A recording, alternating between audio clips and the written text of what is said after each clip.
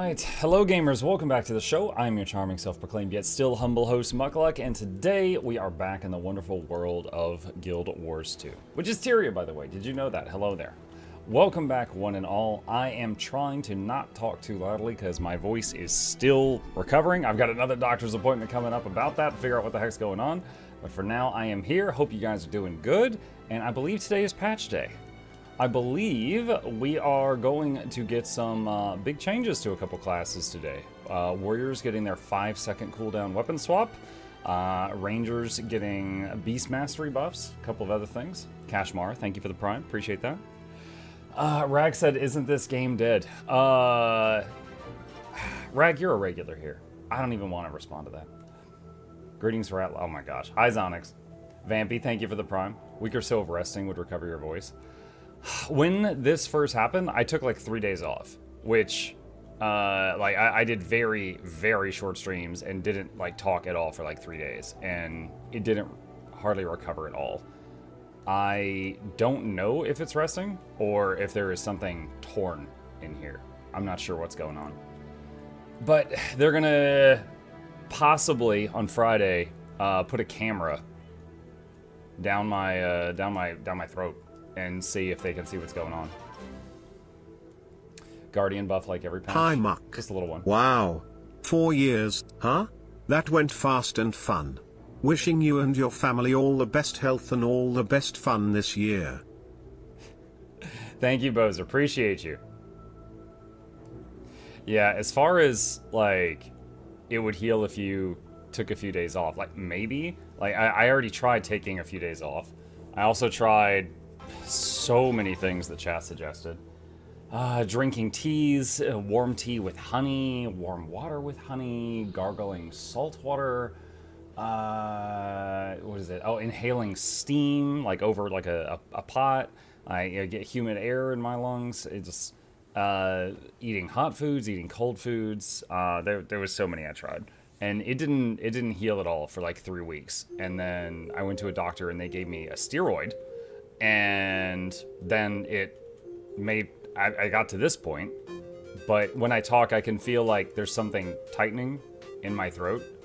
And when it gets to the point where it's all the way tightened, like I can't talk anymore.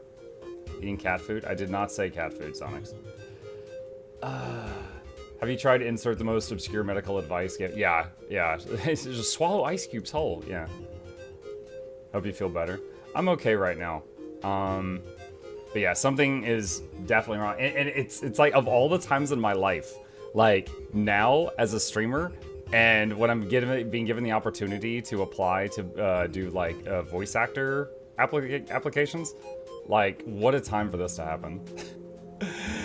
But, anyway, yeah. So next appointment regarding this is on Friday, and I'm trying to take it easy till then. Yeah, one of their possible theories is that it could, they're like, do you ever get acid reflux? I was like, sure, sometimes. I was like, not the whole last month though. And they were like, it's possible that like, when acid comes up, it like re-inflames that spot and prevents it from healing. And so they said, take some like anti-acid reflux medication and do that until Friday just to see if it helps. And I was like, okay. Can we blame Roy for Muck's voice? No. It's clearly Lorenity's fault. Because I was going to stream for what was it, 14 hours? And then she raided me, and I was like, okay, I'll stream for 18 hours. Have you tried an exorcism? I have not. Good morning, all. Hey, Jinxie. Let's clean this up a little bit. I don't know what I'm going to do for tonight's giveaway. I'm going to need to look through the vault and see what we got.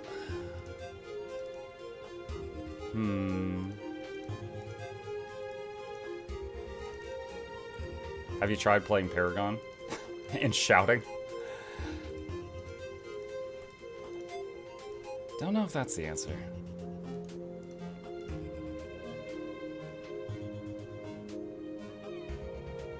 I clipped that just so you know. You clipped what? Cat food?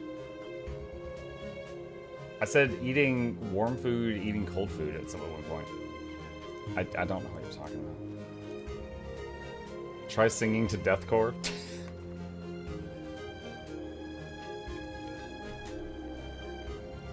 I know a way to exercise your vocal cords is to hold your vowels if you want to try that sometimes. Hold your vowel. Well, at this point, I'm trying to heal them, not work them out.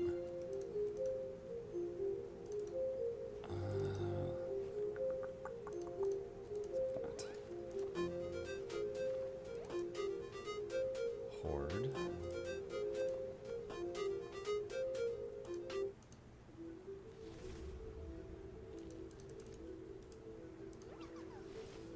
Nah, it's funny because, like, I went to the Seattle meet and greet for Guild Wars 2, right?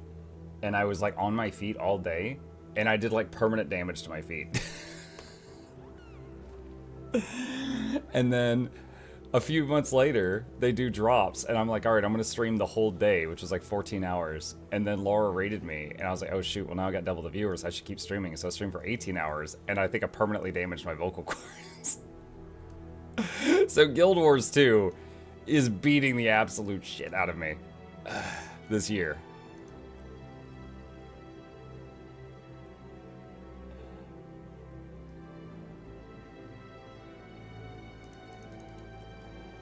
Just saying, it sounds like you've exhausted most conventional reasonable fixes. Let's get weird. Have you tried wishing it away from a genie?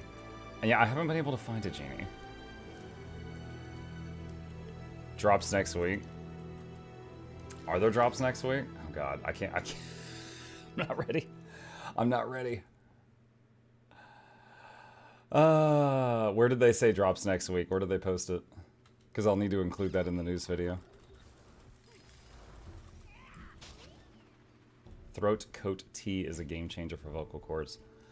I don't know if I tried Throat Coat Tea, but I did try like half a dozen different teas chat recommended. They were all tasted disgusting, and none of them helped.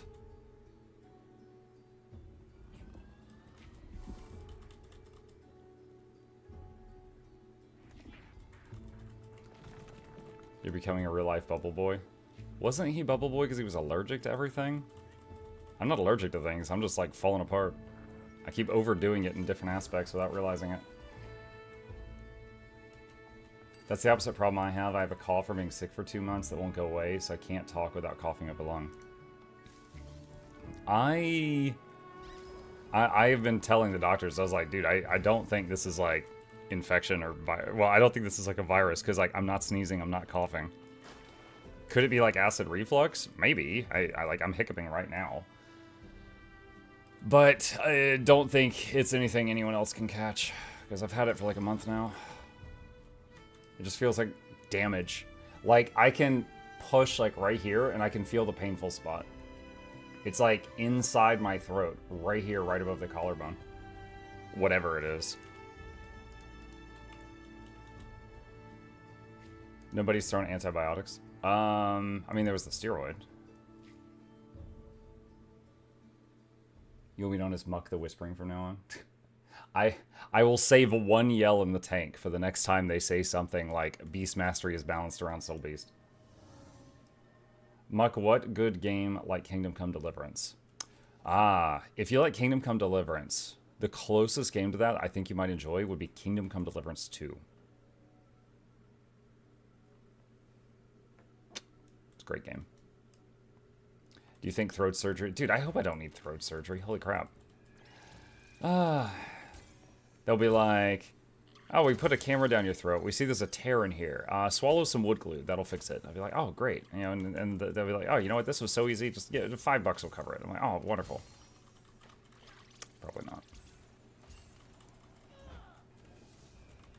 Just to give you guys another taste of America, the, when I did the e-visit, like the over-the-phone visit with the doctor who prescribed, like I told them my symptoms and then they prescribed me steroids, which was like, you know, four days of steroids, just to be clear. It was like 4 pills. That e-visit, I got the bill like 2 days ago. It was like $130 to talk to the doctor on the phone for like 5 minutes. It's crazy. Land of the free, home of the broke. Just had a chat balloon over your head. Just type what you want to say. Easy. Yesterday, to like conserve strength, I was not talking through the day as much as possible to save my voice for like when I'm working, to earn money. So, Twitch and YouTube videos. So when I was talking to my wife and my son, I was like kind of playing charades with them. They really suck at charades. Like there was one point, I told this story last night, but for those who weren't here, there was one point where my wife said, hey, you guys are having leftover tacos for dinner, so just help yourself when you're ready. And I was like, and I went to the kitchen, and I went to where we normally keep the tortillas, and they're missing. And I'm like, what? So I turned to my wife, and I want to say, where's the tortillas? So I'm like, and she turns and looks at me, and I point at the spot where they normally are. I make a round shape, and then I shrug. And she's like,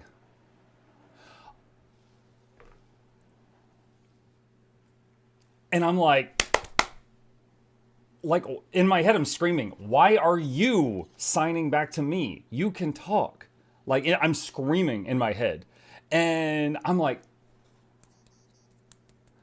and she's like, I'm sorry, I was trying to match your energy. And I'm like, you suck enough at this. I don't need you signing back to me. Just show me where the flippin' tortillas are. Like, oh my God. Like, why are you doing it? Anyway, your wife loves you too much. Oh, she's wonderful. But it was just like, in that moment, I'm like, what are you doing?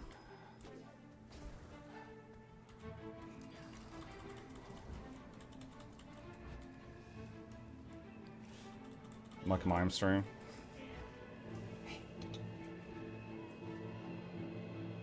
What's that?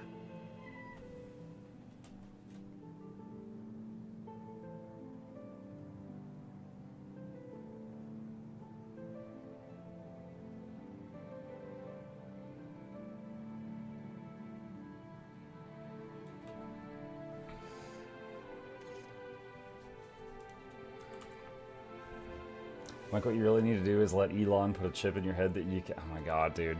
He'd have me selling grok tomorrow. Mike, what do you think of Hollowsmith nowadays?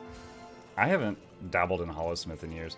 Like, honestly, just on a fundamental level, I do not like the class fantasy of Hollowsmith.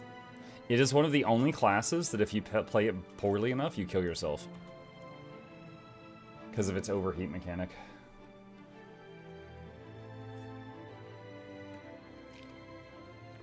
Mine's name is Cheeto, because I'm original. So they're both chips. Monk, what's the fastest way to unlock auto loot? Auto loot is a central Tyria mastery, so you need a lot of central Tyria XP. Fractals.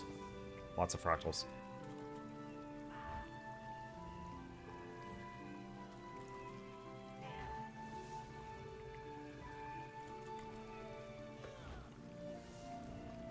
Muck, could you name a rhythm game you've beaten?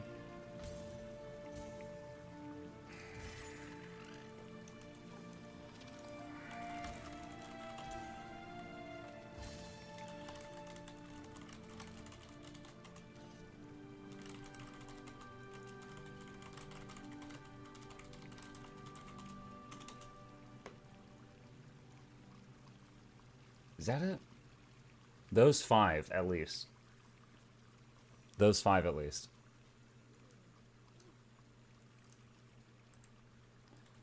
Which is better, Druid Healer or Untamed? Druid. Untamed does not have as high... Untamed does more damage while healing. Doesn't have as high healing potential. It sadly blinds its teammates with green crap all over the screen. And Untamed has 0 way of providing stability. Are you sure Rhythm Doctor didn't beat you? Yo, I'm proud of the fact that I beat... Dude, the ending of Rhythm Doctor was insane. Hold on.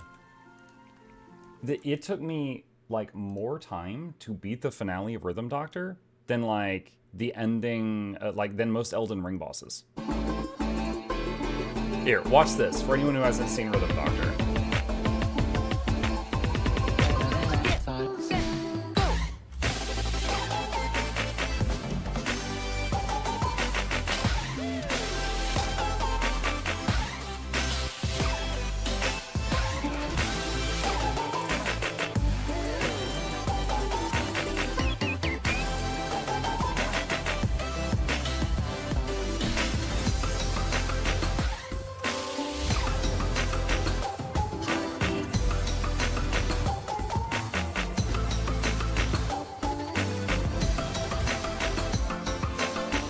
You get the idea. So, to be clear, not all the levels are like that. That was one of the, like, you know, climactic moments. It took me 3 hours to get through that. That was a 15-minute song, and you're allowed some mistakes, but not a ton. And that was the section that was the most difficult for me. And dude, I'm proud of it. Like, it was so difficult, I was like, I'm putting this on my resume. But yeah, that was tougher for me than, like, Melania in Elden Ring. Like, by a long shot. The amount of visual clutter is cancer. That's the thing, though. It's audio. You're mostly what you hit in that game is based on what you hear. Here, hang on a sec. Hang on. All right.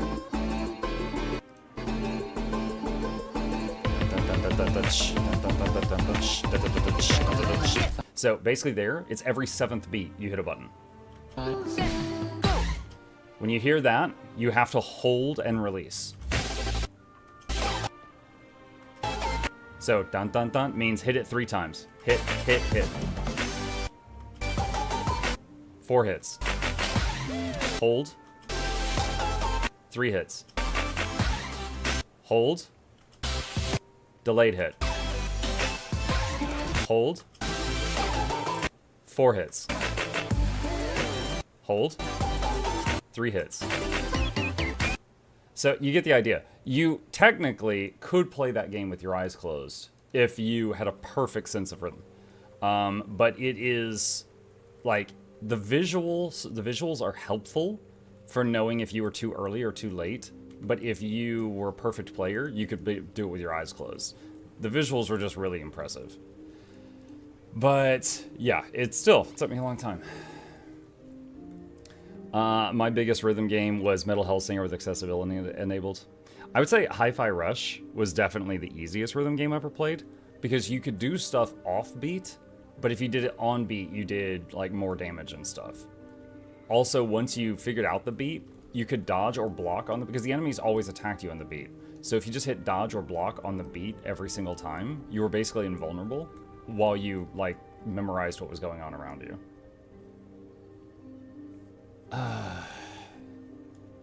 I feel like I would want to minimize Steam and just have my desktop background behind it. You can. Yeah, you can.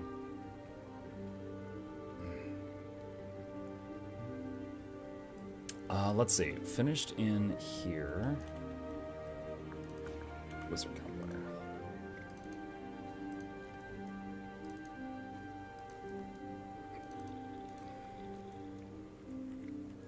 Okay. Alright. Going through the parked alts now.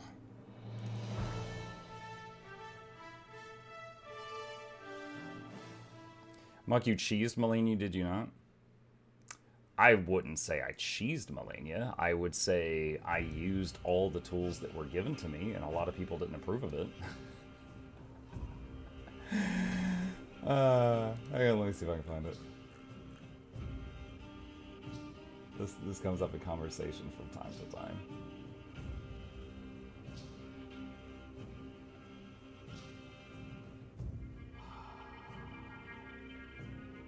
Where is she? Where is she?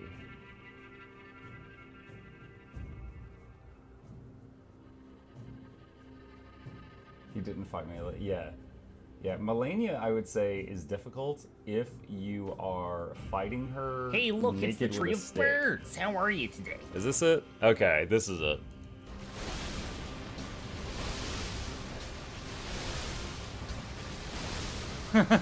What? She's by the wall and they're bouncing off the wall. There you go. Yeah.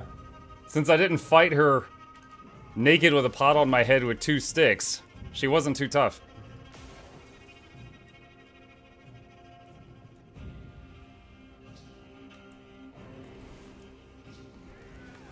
Who was the other guy? That was my summoned mimic. It was a copy of me.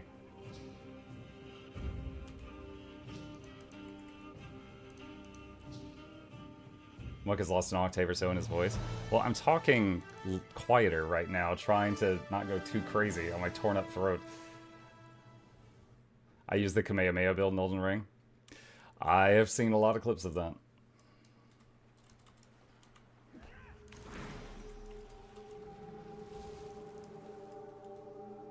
What's the total value of your account? Gosh, I don't know. Hang on, I can pull up Guild Wars 2 efficiency. It'll take a minute.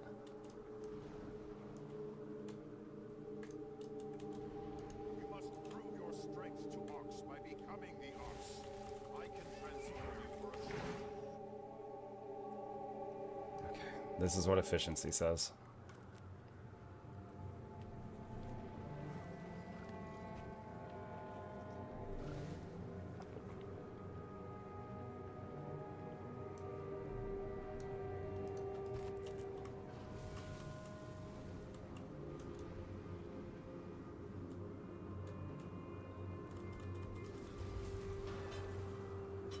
Some people have 5 million value, or am I wrong? I have no idea. I don't really care about that. Like, you would have to ask them. I do not know. I didn't even know my own without pulling it up.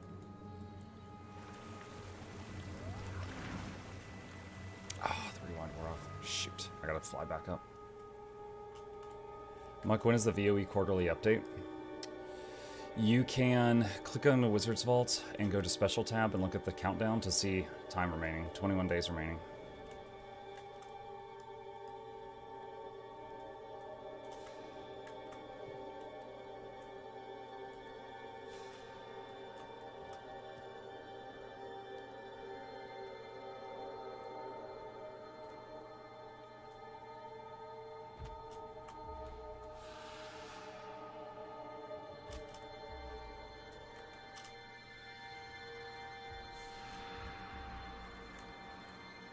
Okay. Alright. He's back where he should be. You don't accumulate money by being a good person. I mean, it's true, the fact that I do a giveaway every single week is a constant hit to my finances. Like, that's, like, what I just showed you is my money, and I do giveaways every Tuesday.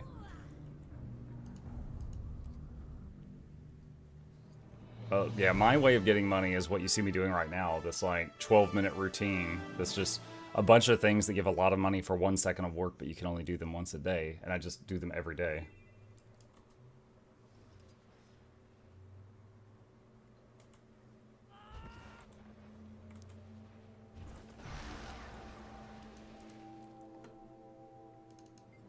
Have you ever played Fever Meme already? I did.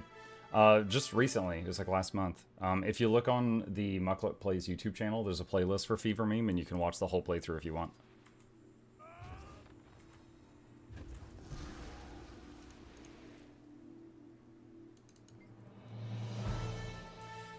I never make it to any of these. Happy to see you. Still enjoying Guild Wars 2 and Elden Ring. Started binge watching your YouTube channel years ago when I first played Guild Wars 2. Now I'm back to enjoy again. What's up, Karargi? No, I'm not still playing Elden Ring, but it came up in conversation, so I pulled up a clip of it.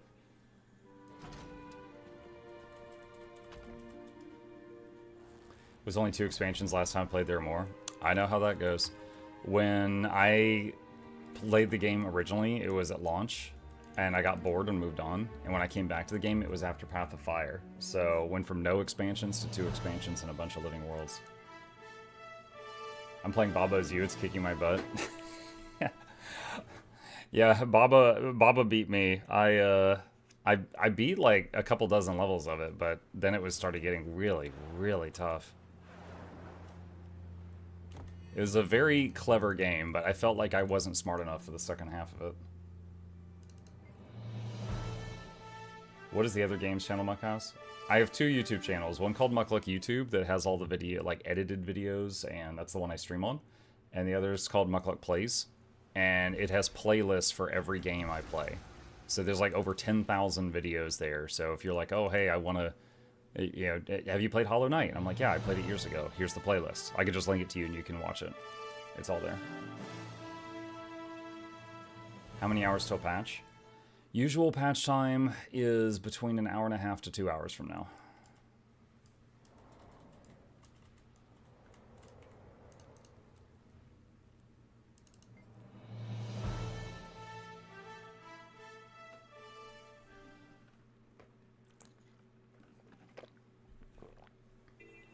Have you had your coffee? I don't drink coffee. I actually like the smell of coffee, but I can't stand the taste.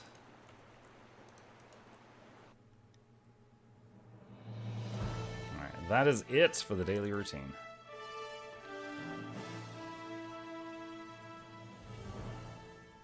I want more muck when I'm at work. Well, I can recommend the second channel. Give me a sec.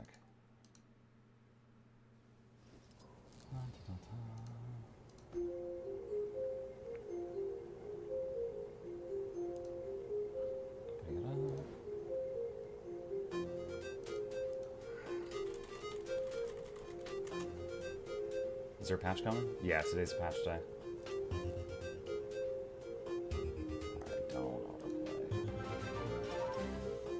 Okay, so if you go to the MuklukYoutube Insert YouTube funny channel, joke this is it here. I am too tired for this stuff. Oh shoot, I'm up to 18,000 videos.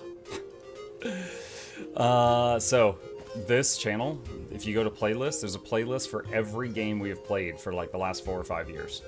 And you can just binge watch it at your leisure. So, you know, during Halloween, you know, here's Five Nights at Freddy's, Secret of the Mimic, Dead Take, No, I'm Not a Human, Happy Game, Borderlands 4, the Hardcore Craftlock series from Guild Wars 2, where this is the most popular playlist on this entire channel. Some Total War stuff. What else we got? You know, Blueprints, Deck of Haunts, Age of Wonders. There's a lot of stuff, yeah. That's a lot of leisure time. Well, I mean, I'm a full-time content creator. I stream 55 hours a week. So up to 55 hours of episodes are made each week. I say up to because I don't always save all the footage. For example, right now, we're just derping around in Guild Wars 2. This footage isn't going to be saved. The level of organization Muck has is beautiful. This layout was actually inspired by Co-Carnage's YouTube channel. I was a fan of, or I am a fan, but I was a fan of Co-Carnage. Okay, so I was when hold on, pause. So you can see, like, here's the whole playlist here. I was a fan of Co-Carnage when I was making this, and his YouTube channel is formatted in that same way.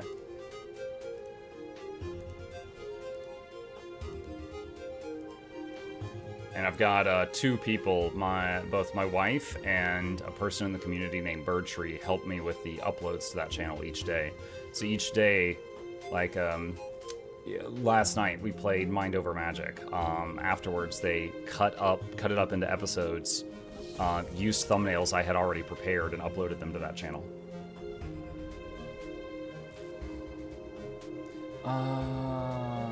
Gonna be talking about patch notes later? Yes. Yes, if my voice holds out, I absolutely will be.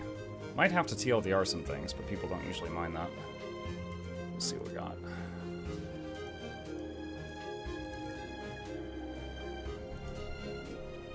Let's see. For the giveaway. Oh, thank you, Araya.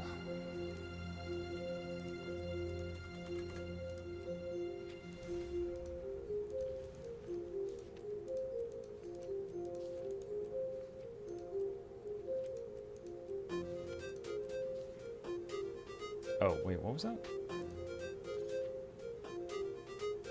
I can't remember if I thanked them or not.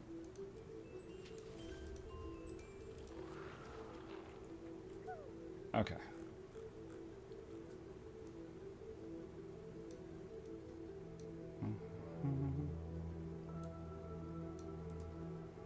What are those disinfusion worth these days? 54 gold, okay. What's this? 29 a stack. Okay. Okay. Alright.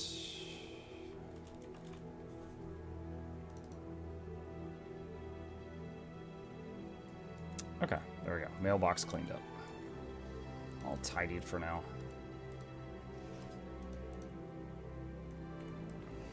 Give me Muck a coffee? Sure. I hate coffee because too many burned pots when I worked in restaurants. As long as I've known him, I drank coffee 24/7, 365. My husband, that is. Gotcha. Hope your voice continues to improve. Do go too hard. Do go too hard. That's one heck of a typo, I hope. Sorry if you answered this and there was an ad. Are all weapons close to the same for damage? Like, if a build video says use greatsword, but I really like shortbow, will the damage still be the same? So in that example, the answer is absolutely not, because a greatsword is a power weapon, and a shortbow is a condition weapon. A condition weapon does damage with bleeds, burns, and poisons. So if you've got a full set of gear buffing a power weapon, and then you replace it with a shortbow that does condi damage, no, it'll be terrible. But if you played a different build that was focused on condition damage, the shortbow would be alright. Is stream volume very low? Is Muck having a whispering day? Muck is talking low right now. My throat's messed up. My throat has been messed up for a month. I hate it. And I have another doctor's appointment on Friday where they might make me eat a camera so they can see what's going on. So for now, like, I can talk louder, but it hurts. So I'm saving that for when I really need it to. Like if I need to yell at someone standing in fire or something. Do power builds usually do better than condis? Depends on the build. It's a case-by-case basis. For some classes, their top damage build is condi. For other classes, their top damage build is power. I will say, if you can play any DPS build well, whether it's power or condi, you can clear 99% of the content in the game. Are you going to live stream the throat cam? Pretty sure that would, like, break a TOS with Twitch. Like, a Twitch, you can't show blood. So I'm pretty sure something that would be similar to a surgical camera would probably be against their TOS. Believe me, I love the idea of taking some stupid doctor visit and turning it into a video and making money to help pay for the doctor visit. But I don't think I can do that. Are you sure the camera goes into the mouth? If it goes in anywhere else, it's got a really long trip.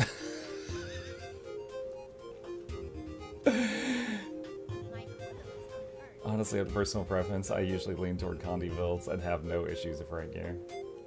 Maybe vlog for YouTube. Ramos is metal vocal inspect. Some people are unhinged. Well, yeah, some people want a foot cam. I hope the hell there's no blood involved. I mean, yeah, me too.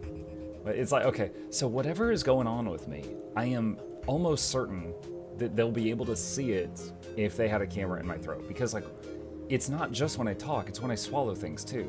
Which means when I swallow something and it goes down, it comes into contact with something right here and I feel discomfort. So like I don't know, irritation, the wound, the sore, whatever it is, I think it's like on the inside of like the pipe where you swallow, but my vocal cords are there too. So I don't know. I would like to think that they'll be able to see it. Muck, what advice can you give me about getting back into yours too? I've not been away long. I played VOE already, but I get burnt out. I'm in that rut where I log in, stand around, and log out. So first off, so Irath, I'm going to tell you, it's okay to play the games, right? Like, look at me. I played 131 last year. If you need a break, take a break. You don't have to force yourself to play Guild Wars 2, right? It's like it'll wait for you to come back.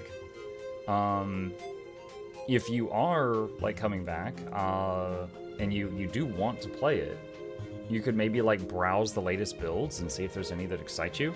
Like playing a new build can be really fun because it changes every game mode. Whether you're playing PvE, PvP, or World v World, every game mode feels different when you're playing a different build. So maybe that. Patreon content, Patreon throat camera video.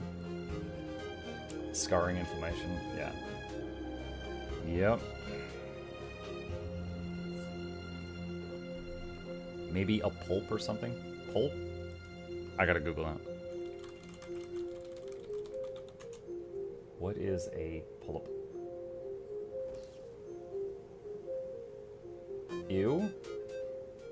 I just did an image search. This is disgusting. I mean, it kind of looks like a pimple. It almost looks like a zit in your throat. Throat polyp. It's nasty. I certainly hope I don't have that. A mass of inflammatory tissue. If you have that, is there like drugs that make it go away, or do they have to do a surgery or something? Hope you get better soon, Mux. You could scream at Nug and Flute on this. What is this? Oh, you already linked me this. I saw this the last time you linked it. It's like people fighting on giant sand crabs.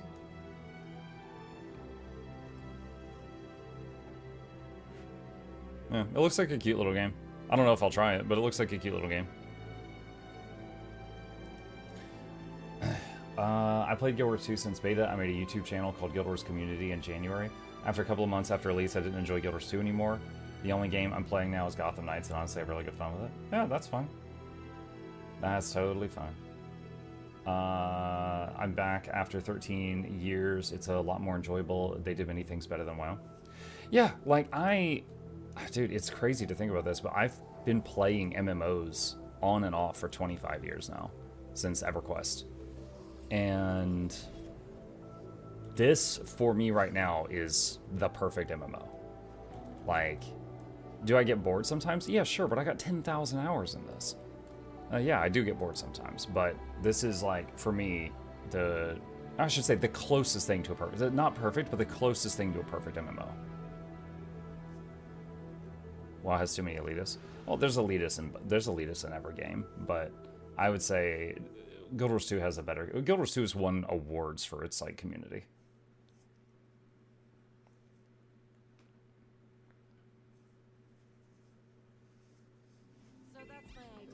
They usually take polyps out by surgery via a scope, no incision, plus or minus steroids after. Oh, man. Obviously, I know the doctor visit's going to be expensive. Beyond that, I am simply hopeful that they find a problem. It's an easy to fix problem. And they're like, take 2 of these, call us in the morning, and then that's it. I think the worst would be is if they look and they can't find anything. And I'm just like, oh, well, muck me then.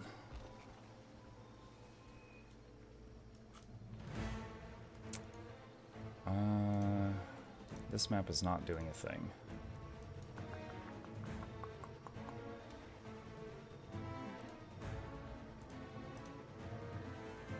Hey, Muck. Hi, Number 4.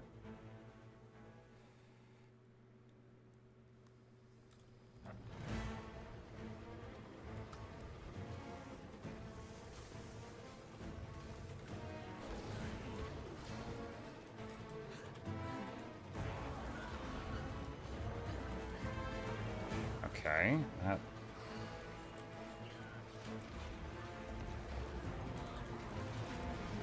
Oh my god.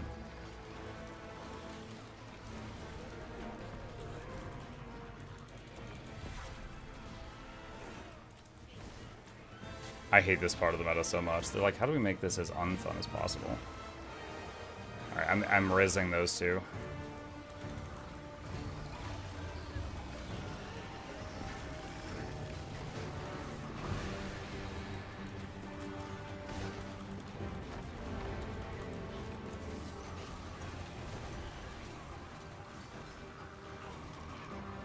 Why are you talking about Doctor? You sick? Something's wrong with my throat.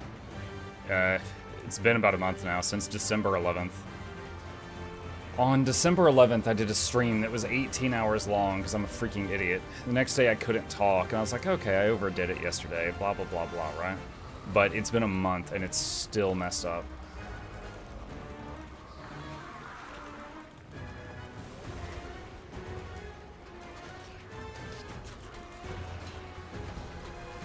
Vocal coach or voice acting classes might help. Oh yeah, maybe after. Right now I need to heal. Right now there's pain. Like if someone has a broken leg, you don't go, hey, you should go to the gym and get stronger. No, you send them to the hospital. The gym's after that.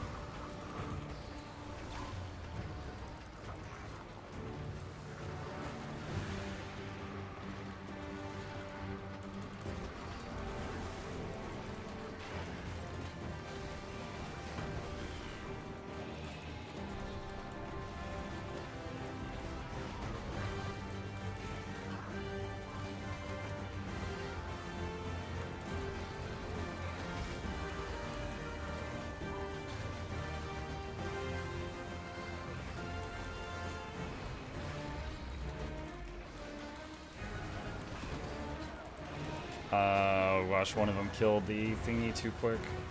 It's gonna reset.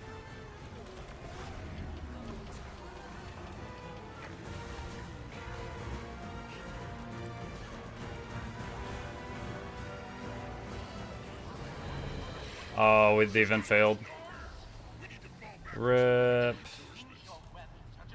Dang. Well, it was a late attempt at that meta. They ran out of time. Good morning, y'all. What's up, Muffin? Honest question, we know the biggest MMOs these days are WoW and FF14, maybe RuneScape. What do you think holds Guild Wars 2 back from being the best one?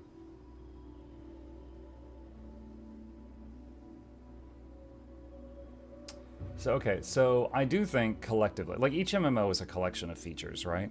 And I think for me, Guild Wars 2 is the closest thing to a perfect MMO that's available. Parts of it is the history, right? WoW, for years, there's been many points in WoW's life where it didn't have a great content release, but was coasting off the fact that it was already #1 to continue being #1 until the next good content release. I hope that made sense. Guild Wars 2 had times in its life where they just did a terrible job with marketing, and they lost player base, and they didn't have the fact that we're already #1 to fall back on. All right, so with World of Warcraft, there was bad content drops, but they were still #1 because they were already #1. Guild Wars 2 had bad content drops, but they were not already in that spot. So WoW has so much growth. Like anyone who's interested in MMOs has played WoW at some point over the last 20 years, right? And then also it was built on the back of the success of Warcraft 1, Warcraft 2, and Warcraft 3. A lot of gamers already knew about the Azeroth universe at that point in time. Guild Wars 2 was built off the back of Guild Wars, and that was great. Guild Wars 1, though, had less of an audience than Warcraft 1 and 2 and 3. It did have an audience, but it was less of one. So I don't think, it's not like they're competing for the top spot, right? Like, if somehow Warcraft and FF14 and ESO didn't exist, that doesn't mean that Guild Wars 2 just suddenly becomes the top slot and it will have all the popularity that WoW did. They're still going to have to fight for it. For many years, less so now, but for many years, Guild Wars 2 had the worst marketing. We made fun of it all the time. And it's better now, but holy crap, I feel like you could almost say they threw away a decade of time that they could have been building up a player base because their marketing was so poor.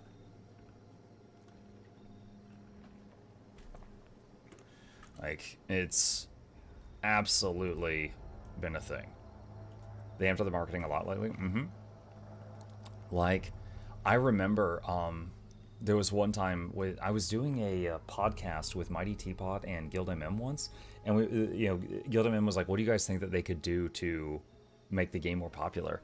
And I was like, "Put it on Steam." And it was 3 years later they put it on Steam. Now I'm sure there's a process to getting your game on Steam, but it took them a long time before they did that, and that helps get more eyes on it for sure.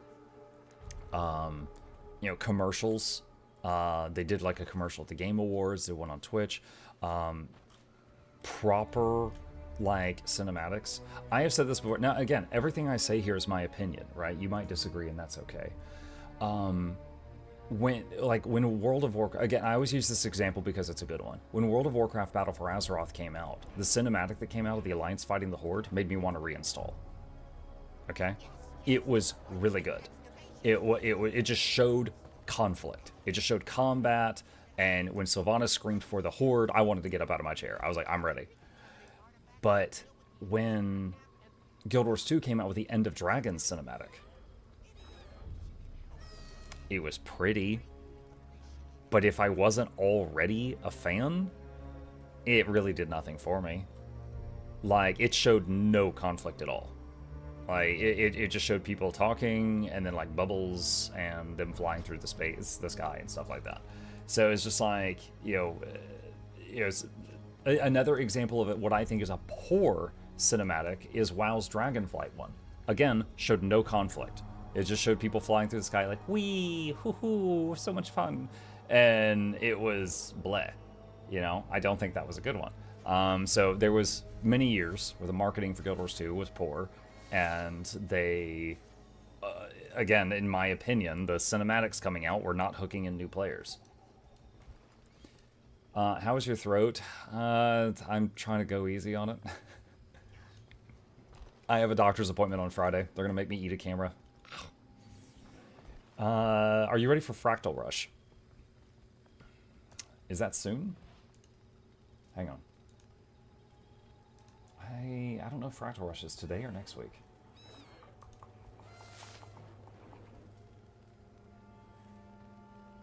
Oh, it is today. Yeah. Yeah, today is Fractal Rush and Bounce Patch. That's right. Let's see, hold on. Goes to Twitter.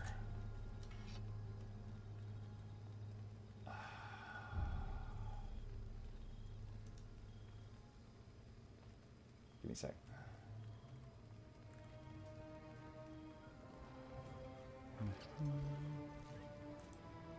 What's the appeal of Fractal Rush? Basically, you just get more rewards for doing fractals, so if you already enjoy doing fractals, you get more money for doing it. Any idea when patch drops? Usually about an hour.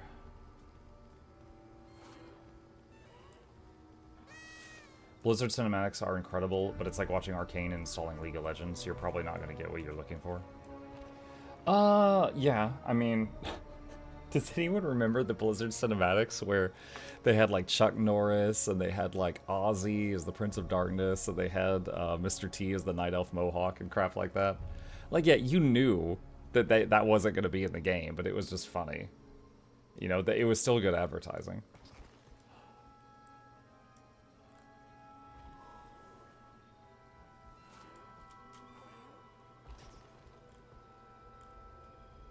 Night Elf Mohawk, yeah.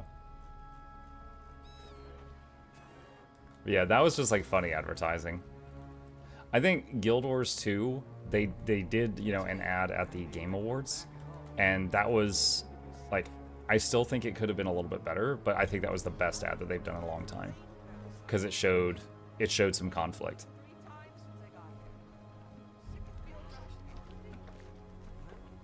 What's Fractal Rush? It's an event where there's more rewards from doing fractals.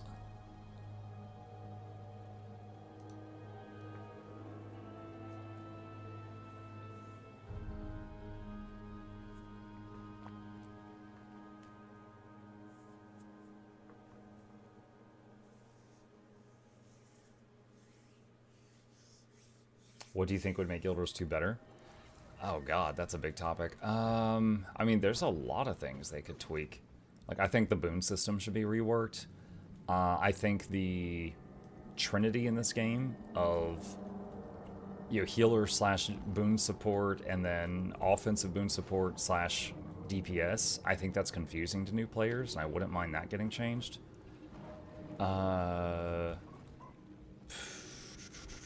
There's a ton. There's a ton of little things that I could nitpick on. How did you manage energy for dodging? Seems it's very constricting. Don't dodge when you don't need to is part of it. There are certain things that increase your endurance regeneration, such as the Vigor boon. Drastically increases how fast you get endurance back.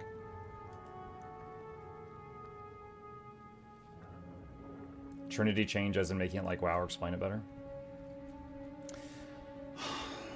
Hang on. Okay. So, current is healer. Alack real quick, plus all other boons. Boon DPS. Alack real quick. DPS, DPS, DPS. Okay, so that's current, right? WoW. Tank, healer, 3 DPS. That's it, alright? This is easier to understand. Now, obviously, in our game, you don't have, obviously in our game, you don't have a tank for most content. It's just not needed. So, but what if, and again, I'm just throwing ideas at the wall here.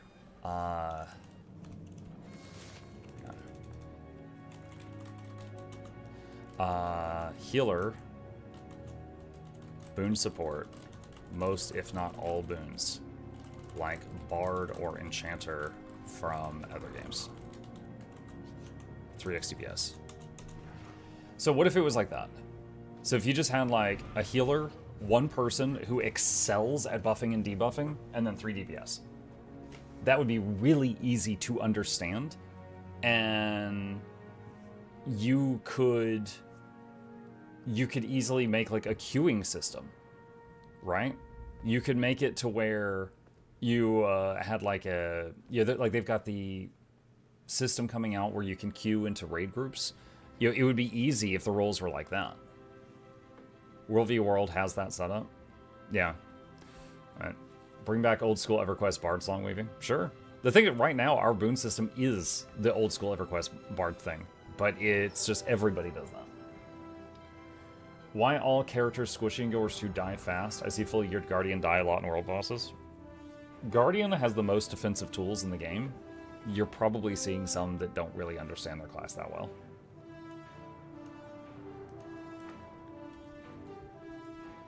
Don't know if anyone did the pre-event on this map.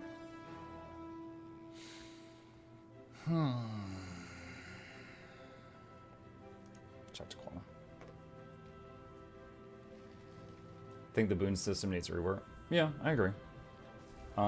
It would be a major patch. I think it would be exciting to see them try it, though.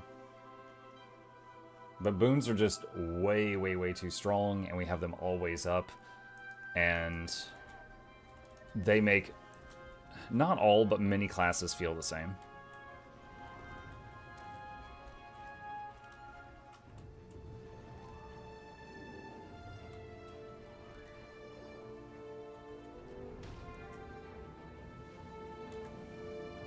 Michael, what do you mention about some kind of looking for raid tool?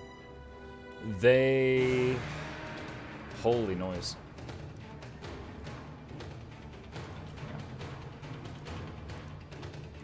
Okay, here we go. Update 1. They're coming out with Raid Strike update with Quick Play.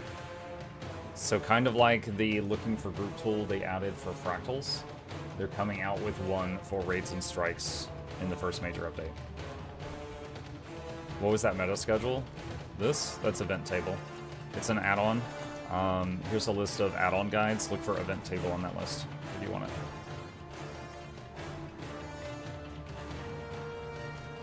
Do you think that some cooldowns could be shorter?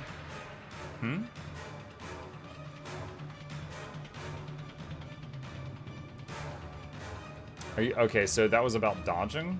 No, there are some classes that can already dodge near infinitely if they know what they're doing.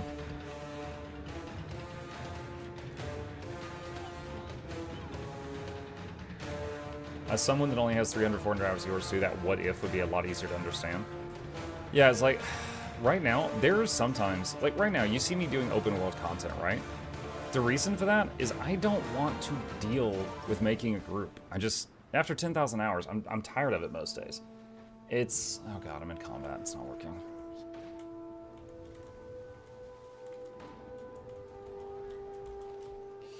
So it's like, I get people in the group and I have to be like, are you quickness or lack? And they're like, I'm quick DPS. And I'm like, okay, we already have a quick healer. Does anyone have a lack DPS? And I got to move things around. And someone's like, I don't want to play a lack DPS. And I'm like, okay. So like, dude, I wish roles were more clearly defined. Like, and I think having a healer and a boon support and then like a buffer slash debuffer, and then 3 just pure DPS would be really easy to understand. Are there abilities that you think you'd like to see them reworked?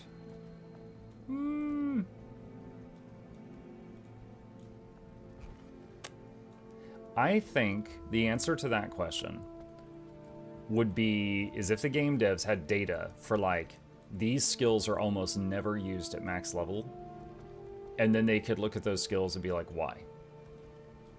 So I think skills need a rework when no one's using them.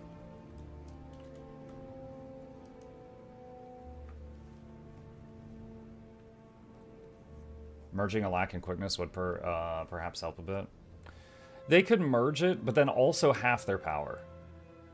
Like, if you're gonna make a, I don't know, like if you're gonna make a boon that's like half quick and half a lack, and then get rid of them individually, that would be totally fine. But reduce their power as well.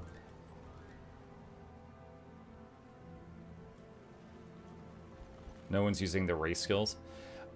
That was by design. I think ArenaNet doesn't want... Okay, imagine if Chars, for some reason, were the best at engineer. So imagine a toxic community that kicks out any engineer from the group if they're not a Char. They don't want that. They don't want one race to be even like 2% better than another at the same thing.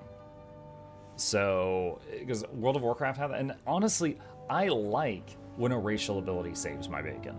You know, if I'm playing World of Warcraft and I get feared, but I can break out of it because I have Will of the Forsaken, and then I can win the fight because of that, it feels good. I'm like, oh man, I'm glad I'm an undead today. You know, but in this game, they just really didn't want that. So that was intentional.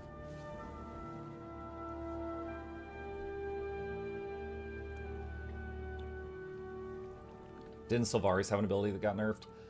Kinda. There was, when Harvest Temple Challenge mode came out, it was trivialized if you had a full group of Sylvaris. And they made a change. And I don't remember if they changed Harvest Temple or if they changed Sylvaris, but they made a change very fast because they didn't like that.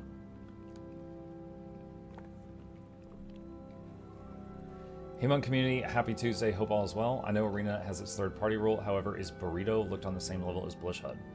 I'm running Linux and trying to find an overlay tool. I'm not familiar with Burrito other than the food, so I can't answer that question.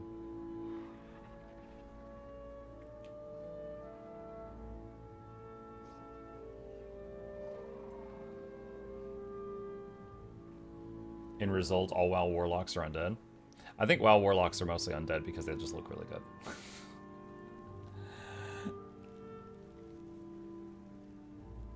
How do you define worth playing? Wait, I'm sorry. What did I say with the phrase worth playing?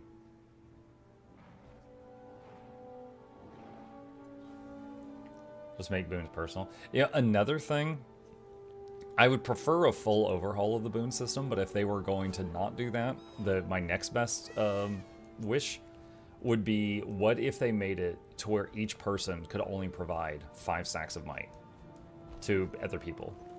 So you like in a group, everyone has to pitch in. It's not just one guy has to do all of it.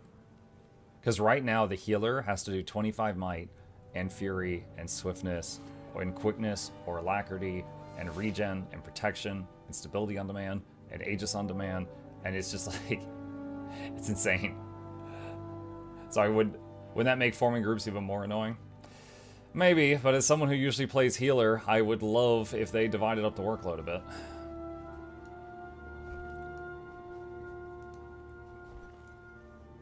But yeah, my top pick would be if they just had like one dedicated role for buffing and debuffing.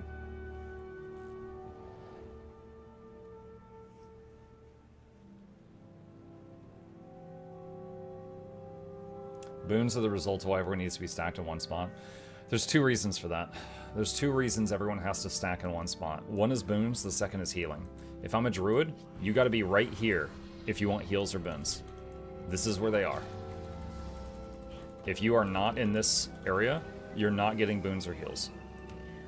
So they would need to change both of those factors. Now in World v World, there's a 3rd reason, which is damage mitigation.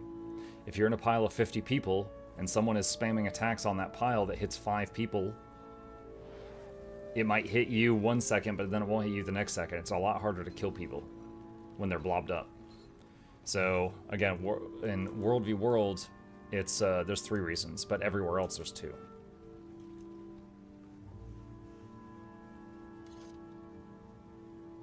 I really wish stacking wasn't mandatory in the game. Yeah. No patch yet? No. Probably about an hour.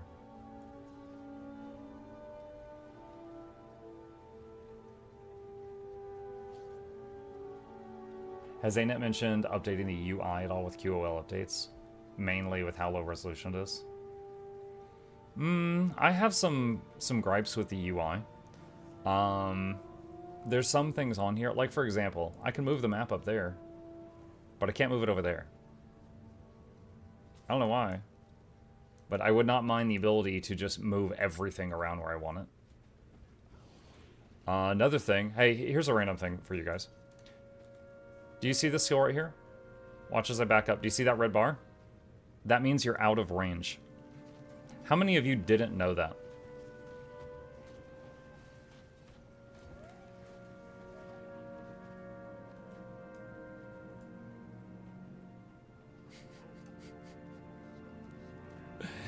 So, if I click on a player, my 3 is currently out of range. Now my 3 is in range. Okay? However, you see, like this right here, in range, out of range. However, not all skills show it. If I'm running Signet of Renewal, this gives me a this route takes all conditions on me and moves them to my pet, but only if my pet's within 600 range of me. If my pet's out of range, it doesn't show the out of range icon. That annoys me greatly. They've got kind of a cool thing here, but they never advertise it. Most of y'all don't know about it, and it's not across the board. It's not on everything. See you, Raph.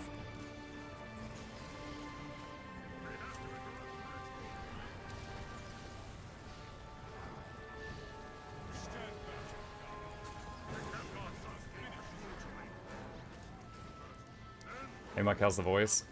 Still messed up. I got a doctor's appointment on Friday.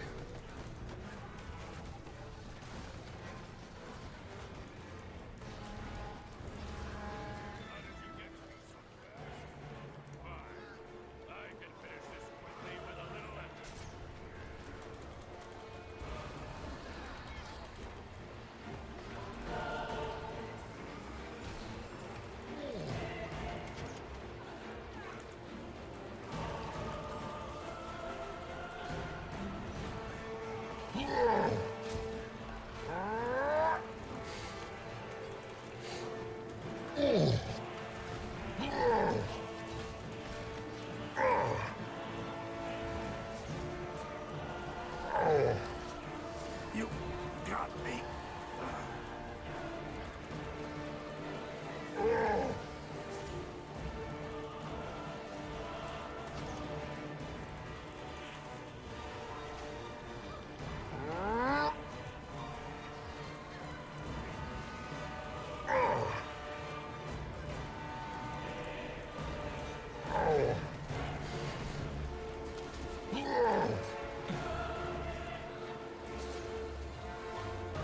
This boss is not safe for work. It's so curvy.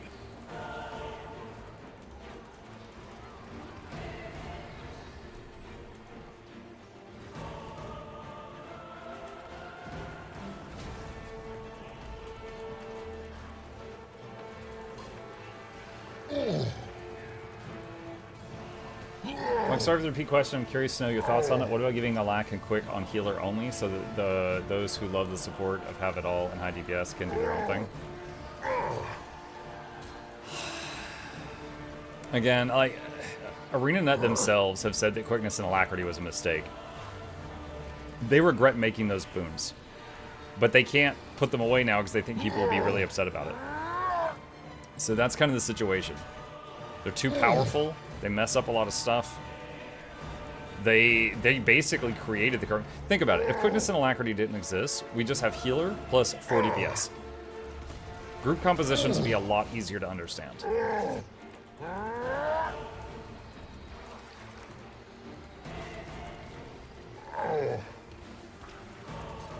So now it's kind of like cleaning up a mess that they regret making.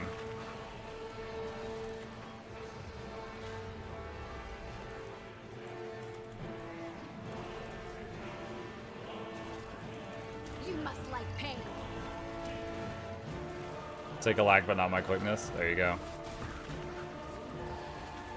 Reaper main spotted.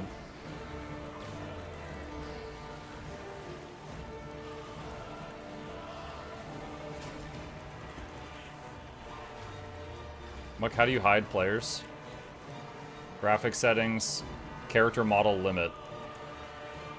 If I turn it to highest, it lags a lot because look how many people are here. So I lost a bunch of FPS by doing this.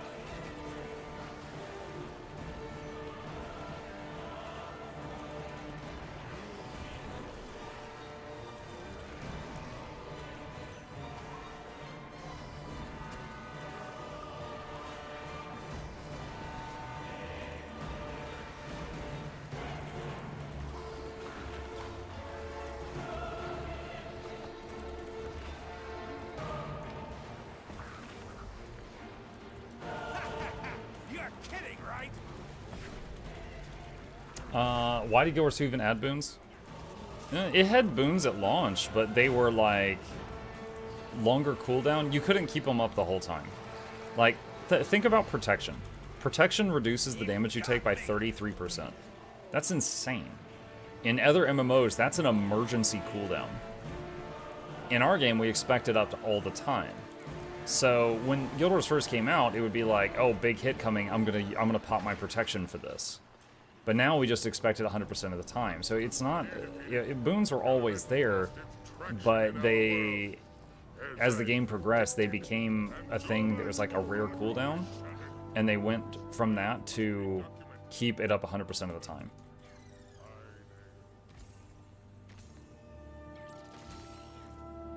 What's your favorite world boss? My favorite world boss? Anywhere you have to take healers and supports, because that's what I like playing. So any that have just like a little bit of danger and people that aren't paying attention go downstate, I enjoy that. So Chakarant, of Myths and Monsters, Hammerheart Rumble, great music. It's invisible dance! Breaker down. High Flute. Octavine. Octavine is fun because of all the loot, but it's mostly just beating on a wall, so... I'd say the fight isn't fun, but the loot is fun. 30% damage cooldown just for yourself is like a 3-minute cooldown in other MMOs, group-wide to be 510, yeah. And then, of course, there's Bloodlust. Okay, so this is based on... This is based on when I played, but in WoW, Bloodlust, aka Time Warp, 10-minute cooldown, 20% speed boost to all actions for 45 seconds for the whole raid. Guild Wars 2, quickness, no cooldown, 50% speed boost to all actions forever. We are hooked on crack. Like, that is not normal. We are on the Tyrion cocaine, Chad.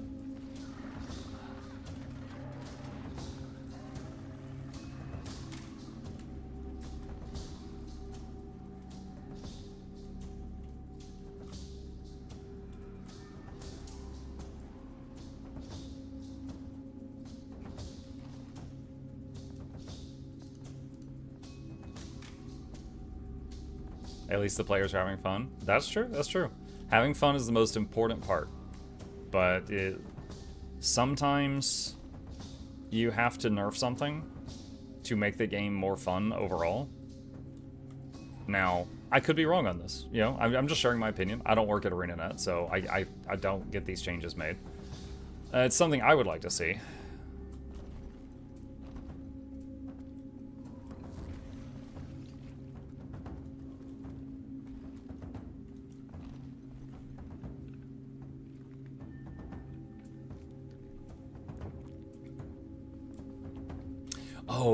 Oh, you know what else I would love to see in our game?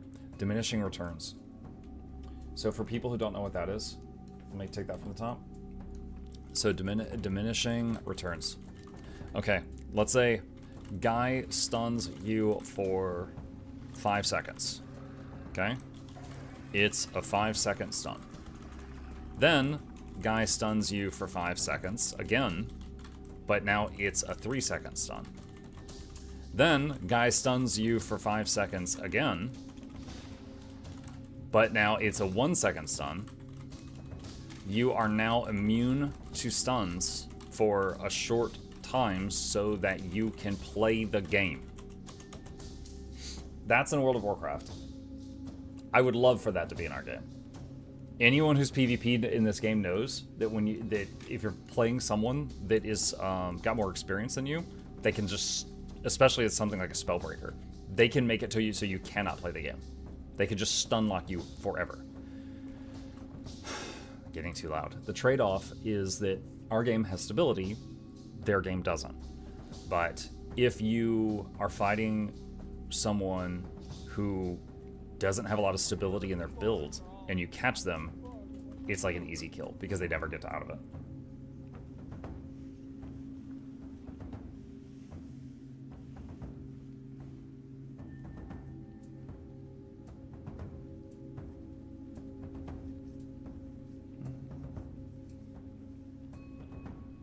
That happened to me in World v. World once. I got stun locked for like 12 seconds. Yeah.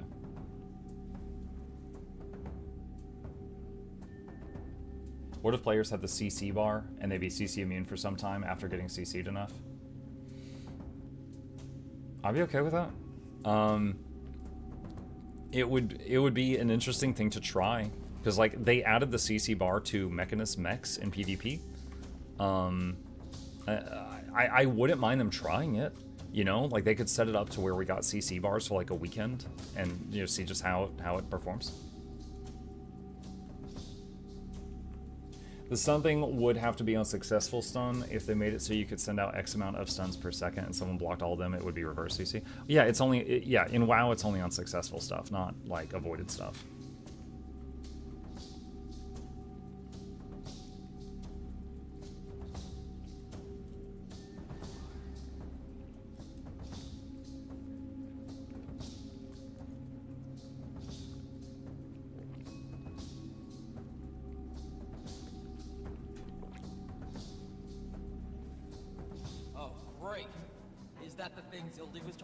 Muck is the best Guild Wars 2 content creator, prove me wrong.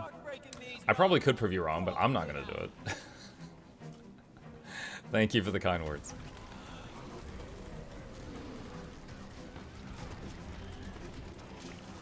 It's a great time to be a Guild Wars 2 fan right now. They got a lot of cool stuff in the, you know, recent history and also in the pipeline.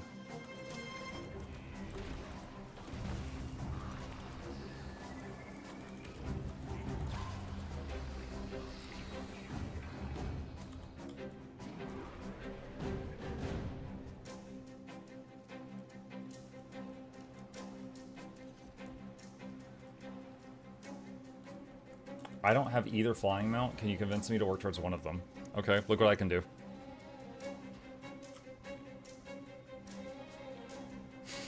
Are you convinced?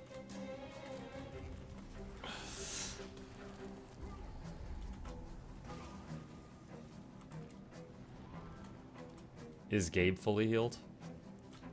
He's doing good. He should be okay. Today's actually the first day at school where he no longer has a doctor's note telling his gym teacher that he doesn't, you know, he cannot run or jump. So he should be good. Yeah, thank you. What happened to Gabe? First day of winter vacation. He had an emergency hospital visit and had to have a minor surgery. He was in surgery for an hour, and they said we got him there just in time. So I had a scare, and it sucked, but we got the best possible outcome from the crappy situation. And he was told no running or jumping for 2 weeks. And we're past that, so he should be good.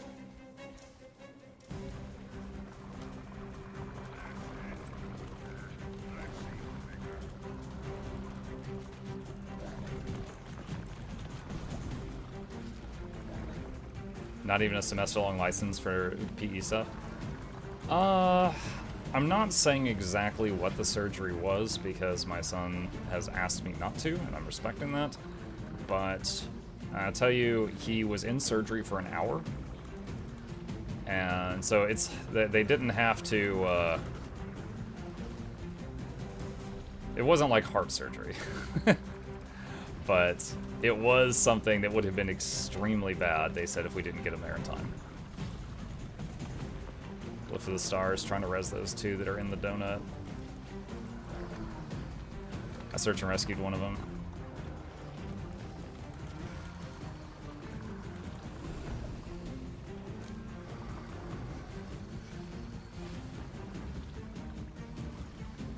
Any surgery in USA sounds expensive. Yeah. Yeah. So we got the bill. Okay, I have to laugh about this with you guys, otherwise I'll cry.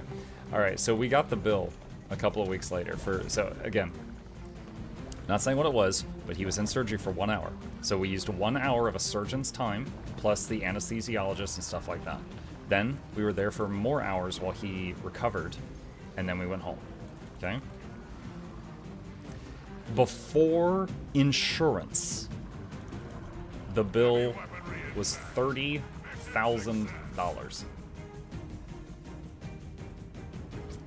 Now, in case anyone's wondering, no, I do not have $30,000. So we are waiting to see how much of that is covered by insurance, because I'm sure we're gonna have a and again, dude, it's my kid, and money is paper. Like, if I have to go in debt for the next year to pay for my kid's emergency, whatever, fine. But if I had to pay the full 30K, dude, that would be years and years and years to pay off. That would be, it's insane. So, yeah. I'm anticipating after insurance, there's still going to be a big chunk that we're going to have to cover. And then, like, just like the doctor's appointments I've been going to for my throat, like, none of them meet the deductible. So. Lemon_King gifted a tier 1 sub to $30,000. They have given 2 gift subs in the channel. Why does someone on Twitch have that username? That's funny though. Thank you. $30, reasonable. Oh, yeah. I'm glad I live in EU. Oh no, hey, don't get me wrong. There are things I'm envious of other countries of. Healthcare for some, education for others. How can insurance deny what you already paid like that? Oh, so there's good insurance companies and there's bad ones, right? The bad ones will basically be like, oh, well, you didn't fill out form 34B before making this claim, so, you know, it's void. They'll find a technicality, right? That's basically it. They'll find reasons why they don't have to pay you. They will do everything in their power to not pay.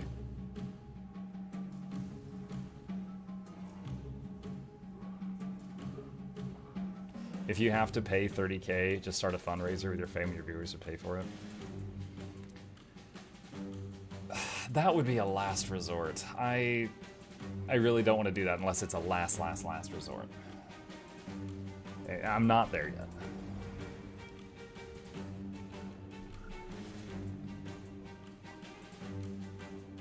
Insurance in the US sounds like a big scam. It kind of, like, the idea of insurance is not bad, you know? You have a whole village, everybody pays $5 a month to, like, a pot, and then when one person has a problem that's $200, they can pull from the pot and take care of the problem. Like, right? It's kind of like, you know, the whole village coming together idea. It's not bad in concept. The problem is, like any businesses, give it enough time, and weasels will get to the top, and then they make it awful. And that's kind of where we're at right now.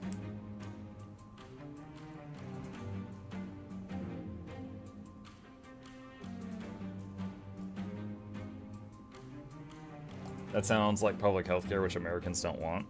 You say Americans as if you're saying all of us don't want. Tons of us want that. It's a few very rich idiots don't want it.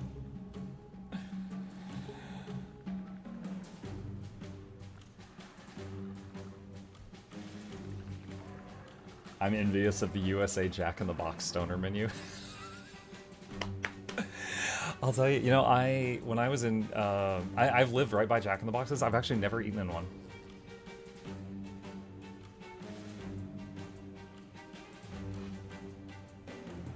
The problem with insurance is it's a for-profit entity.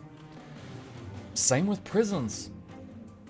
Prisons, hospitals, and insurance are, you know, if they're privatized, it becomes problematic.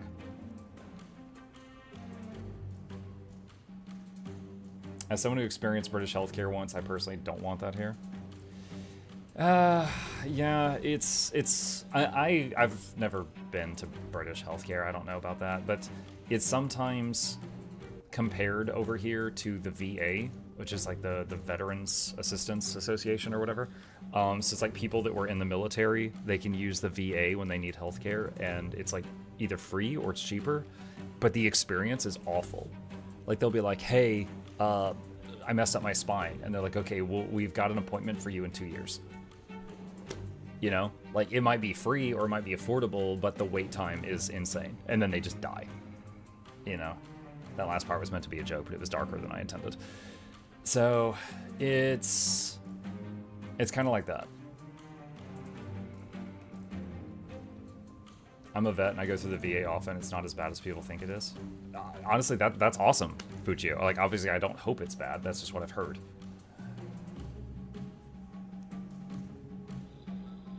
I'm a user of VA healthcare. Some facilities are bad, some are better. Okay, that's good. That's good. Jack in the Box secret menu items are crimes against culinary culture, which is precisely why I love it. Long time no see. What's up, Aspirax?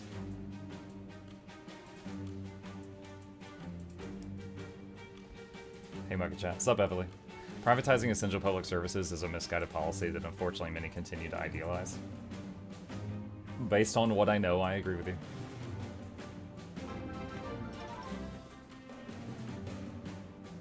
So Muck needs to join the military? Dude, I don't think they'd take me. I'm falling apart.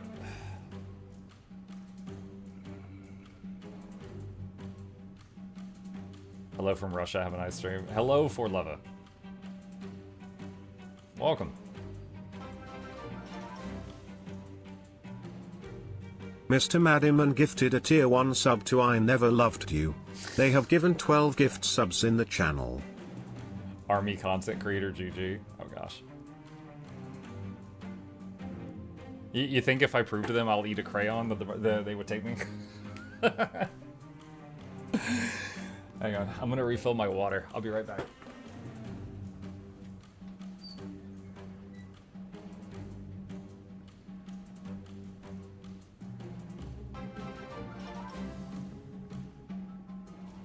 Mr. Madiman gifted a tier 1 sub to King Kai Coffee Bean. They have given 14 gift subs in the channel.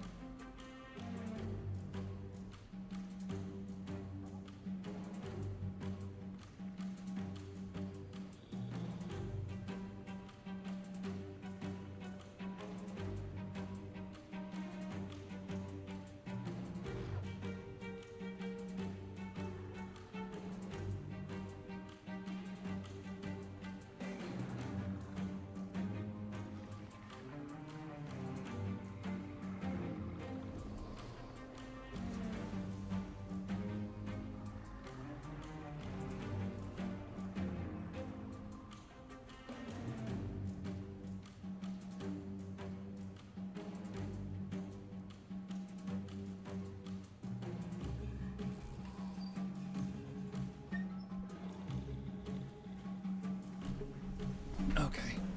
I'm back. Micah skipping the precious wall content. Just a minute of it.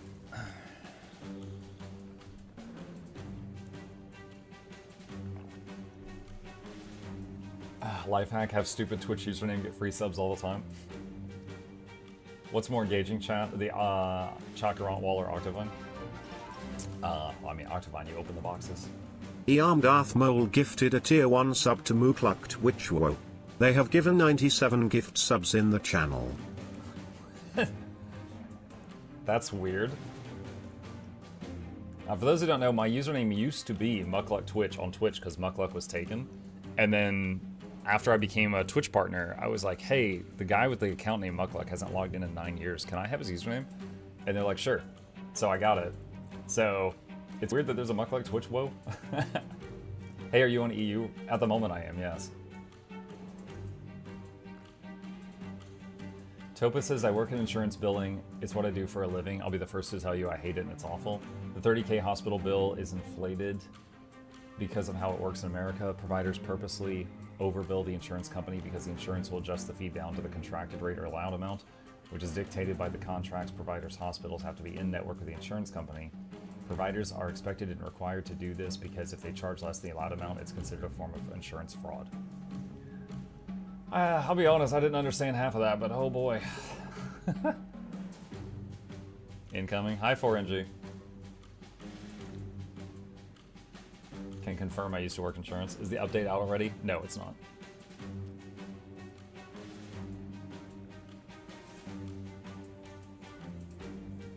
Mug, how hard do you think Chrono will be hit today? I'm not sure. I don't main Chrono. I haven't played it in a while. The last time... Nice when you in-game find out the Mukluk is streaming. Hi, Daisy. I haven't played Chrono in a while. It is a class that I enjoy when I dabble in it, but I'm not fluent in it. Howdy, I just started GW2 today. I have a question. My mount is about to expire. Is it okay to spam waypoints now and then? Oh, nothing wrong with spamming waypoints. I mean, when you use a waypoint, if you look when you mouse over it, there's sometimes a fee. Like right there, that's 1 silver. So, I mean, if you end up really poor, you might walk more. But otherwise, yeah, use waypoints as much as you want. There's no cooldown on them. How long would you say it takes to get Vision or Aurora? Each of them have a time gate. Aurora is the hinge away from home. And Vision is, it was like a set of weapons you had to craft, and you could do like 1 a day or something. So if you do the time gate thing first, minimum like a week, minimum. I think Aurora might be like 2 weeks or something.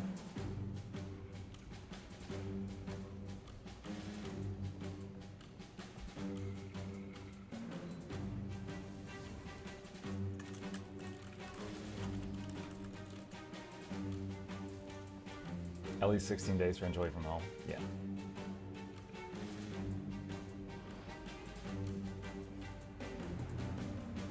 What's up with Twitch today? Lots of stops of buffering video. You're the first person to report it. I'm not sure.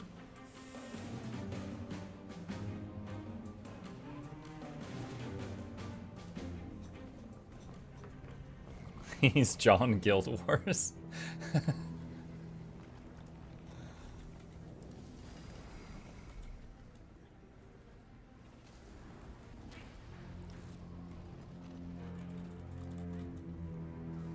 Is Warby World the only way to guarantee get Mystic Clovers after buying the weekly ones? No. There is Mystic Clovers on the Strike Merchant, on the Fractal Merchant, on the Raid Merchant, in the Drizzlewood Reward Track. You can craft them from Mystic Coins. They're in the Wizard's Vault. They're on the PvP Reward Tracks. They're in the World v World Reward Tracks. There's probably others. There's a lot of ways to get Mystic Clovers.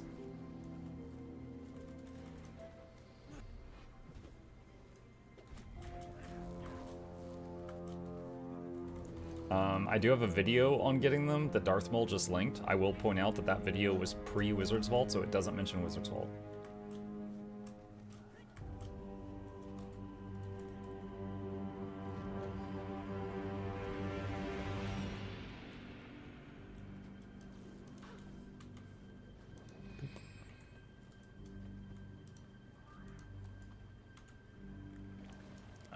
Let's see if people do an Octo.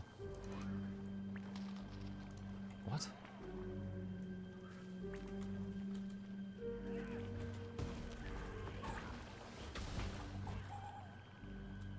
Thanks for answering. One left. Which legendary was your first to make? Frostfang, the axe, for a stupid reason. I wanted an axe, and I was like, I want to make Astrolaria because it's pretty. And then I found the Gift of Exploration in my bank, and I was like, oh, Astrolaria doesn't use the Gift of Exploration. I guess I'll make Frostfang because it uses this up. It took me over a month to make it, though. Because I didn't understand the process of making legendaries. So it took me a good while to make it.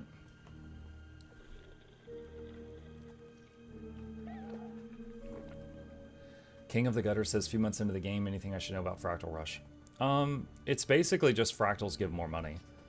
So, one, if you don't already know fractals, I have a guide on fractals that you could bookmark, that I'll link right there. Second thing is, if you don't already have it, their easiest to get legendary in the game is called Acacia. And it is these gloves, and they come from just doing fractals. If any of you are going to do Fractal Rush and you don't have the freebie legendary gloves, get these at the same time. Are Mystic Coins useful for anything besides crafting clovers? There are some recipes that take coins. So yeah, they are.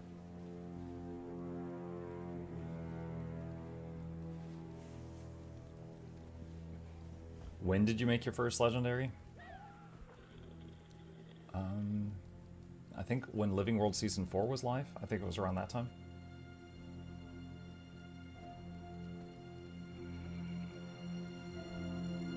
Also, I remember I wanted to do it the right way, so instead of like buying the precursor for Frostfang, I did the quest to craft it, and it took so much longer. It took a long time.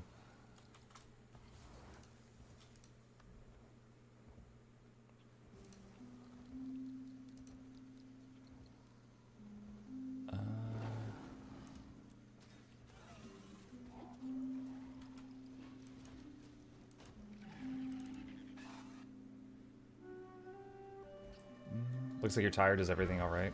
I messed up my throat recently. I did an 18-hour stream and I broke something. And now it hurts to talk for long periods of time, so I'm trying to take it easy and talk at a low volume. Which is really a pain. You know, people joke that like this is your moneymaker. I am learning the hard way that my voice is my moneymaker. Like, everything I do involves my voice. So, I have a doctor's appointment on Friday about it, but right now I'm just trying to not talk too loud. So no, not tired, just trying to keep my voice at a low volume. Does anyone know how fast Guild Wars 2 support answers?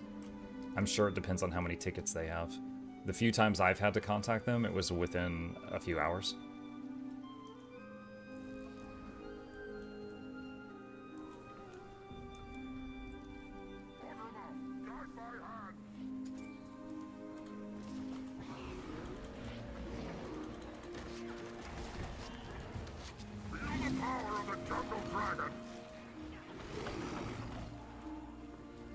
Mug drink lots of tea. We tried that. Whatever I broke, it was on December 11th. Since that time, you guys have given me lots of ideas, and I have tried nearly all of them. So we've tried tons of at-home remedies. On December 20th, I think, I did a virtual visit with a doctor, and they prescribed me like 4 days of a medical steroid. It was called, I remember the first part of the word was meth. It was like methylprednisolone or something like that. And that helped. Like, before I could only whisper. After the 4 days on that, I was able to talk like this, but it hurts. So that helped, but I'm not. I love GW2, and as a newbie, your content has been immensely helpful. As an inspiring healer looking to get into more PvE group content, how would you recommend I start outside of world bosses? Prototype, thank you for the dono. Really appreciate that. 2 bits of advice. One, I have a video called So You Want to Play Support, which I think that you would love. I'm linking it in the chat now. The second thing is there is a practice room in the Lion's Arch Aerodrome where, let's see, okay, so Lion's Arch, there's a door here or in here that leads to a special ops training room. In that room, you can summon a golem and a damage field. You can stand in it and practice healing and keeping boons up while fighting the golem. And that way, if you mess up, you don't inconvenience anybody. So you can practice in there as much as you want. And then after that, you know, I would do strikes and fractals, things like that. Didn't mean to interrupt your doctor giving you meth. No, it was only 4 days of not meth. I have to be careful with the joke. Have you tried praying to Slanesh? Wouldn't Nurgle be more helpful? Because he's got that, like, gross regeneration. Slanesh is all about, like, seducing the hearts of men. And women.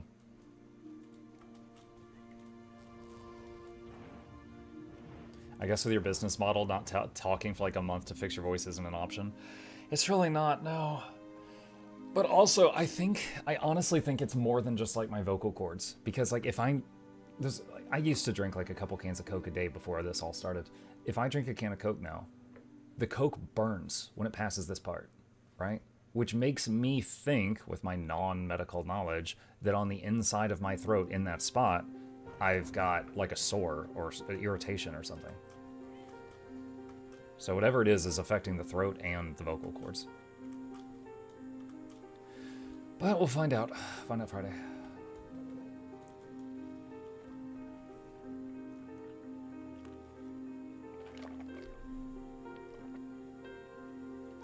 Are we getting wardrobe templates with today's patch?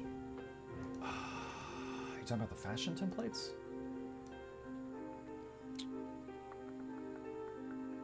No, that is in like 20 days. That's an update 1. No, not today. Try running the stream with charades.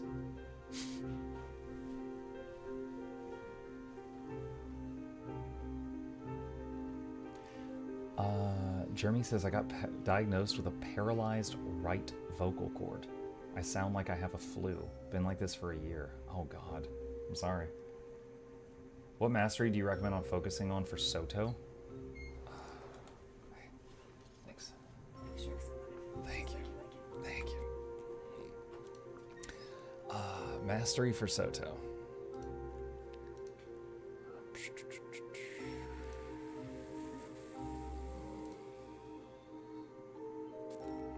Obsidian armor crafting is needed if you're doing the open world legendary armor.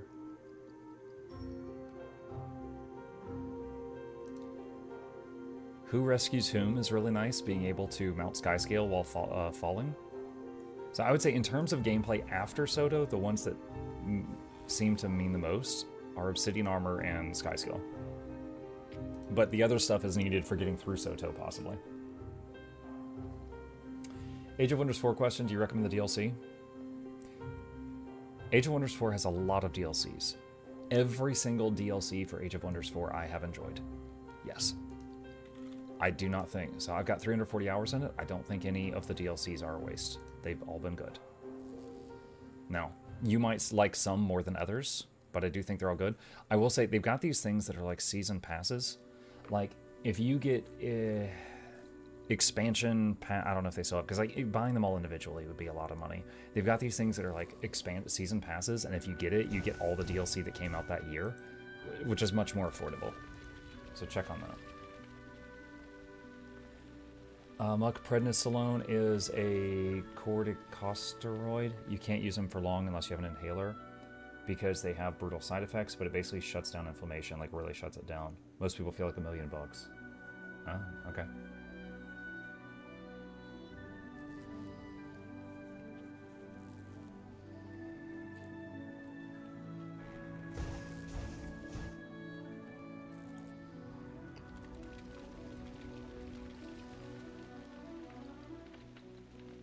Muck, you could pre-record some responses on your keyboard to help reduce strain. Oh.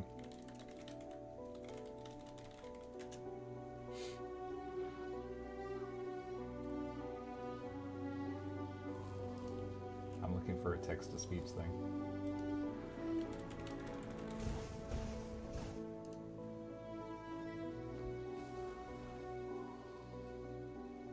Oh god, you have to pay for this one. Where's the text-to-speech website?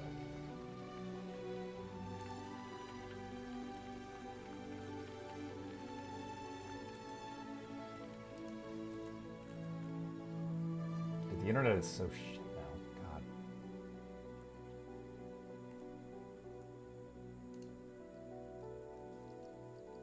Just use Google Translate.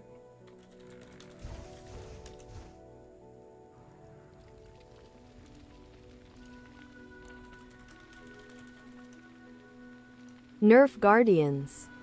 There, that took way too long.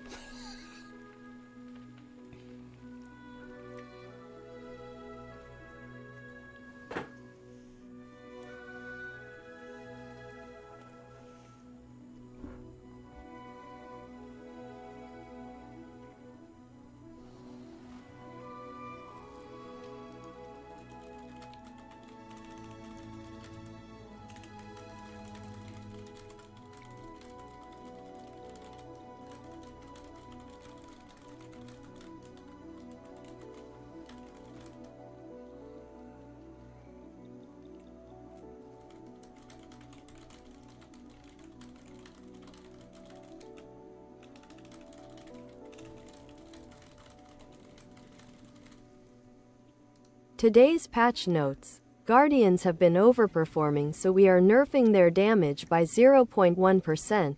Also, we are buffing Elementalist Mist form so they can move out of revives more often. Hee hee.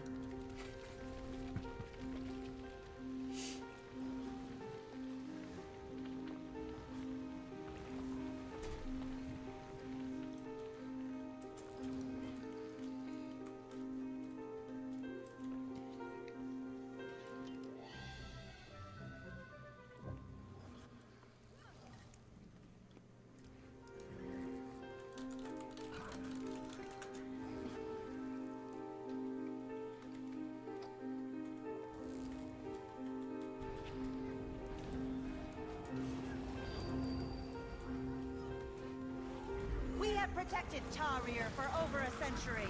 It will not fall this day.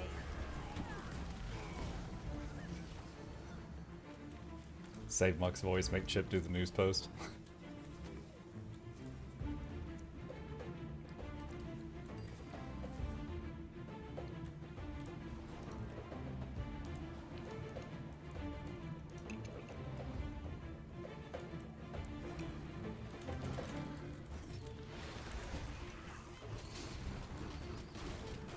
Feel the power of the jungle dragon.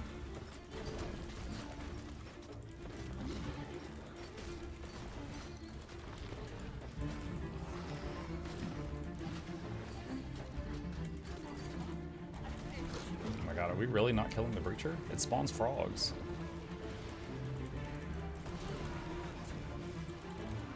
New build available. Your game will restart in 2 hours. I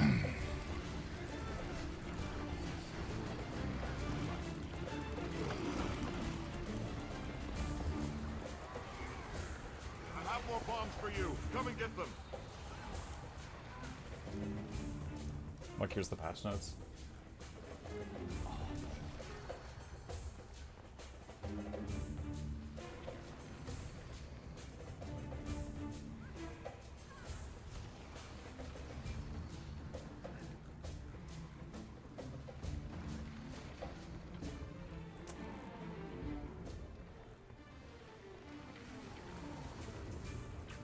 Okay.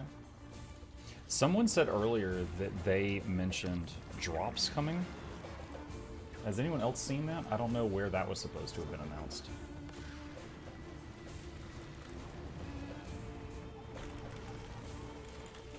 Hold on. I don't see anything on Twitter.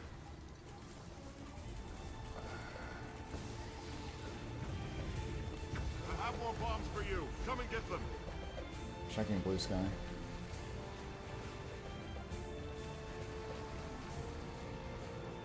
Not see anything on Blue Sky.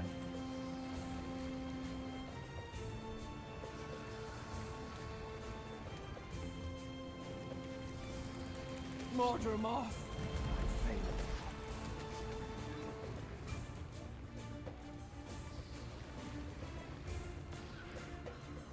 It's strange to hear you speak so softly. It's like Mukluk ASMR.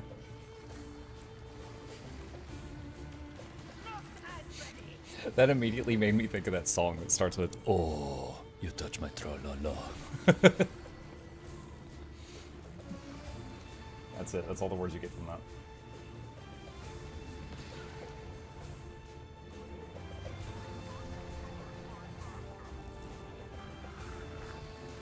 Where did they supposedly see this at?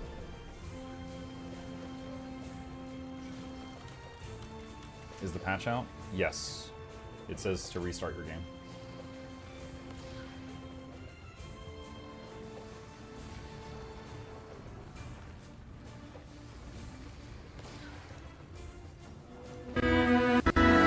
Ah, sorry. Stop. They 2 minutes ago showed new plush pals on Twitter.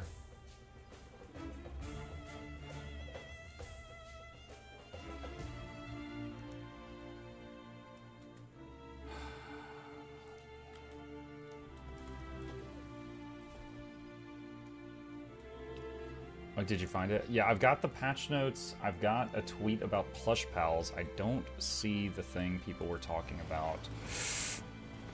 That was close. Until next time.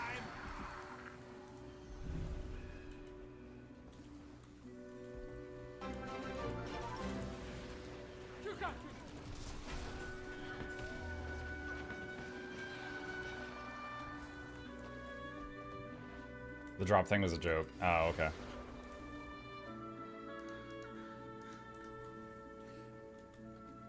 I mean, it's quite obvious that if they did Guild Wars 2 drops today or something, I could not do a 12-hour stream. Don't want to damage whatever I broke any further than I already did.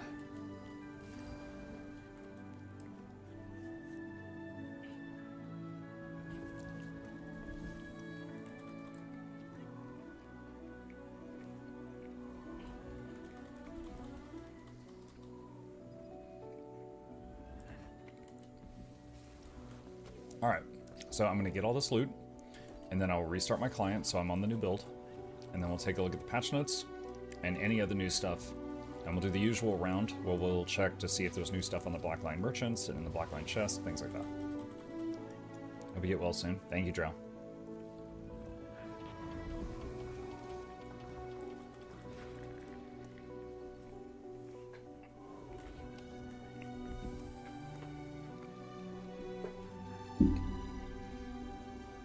Hang on. I don't have room on my desk for this. I gotta put my plate away from lunch. Be right back.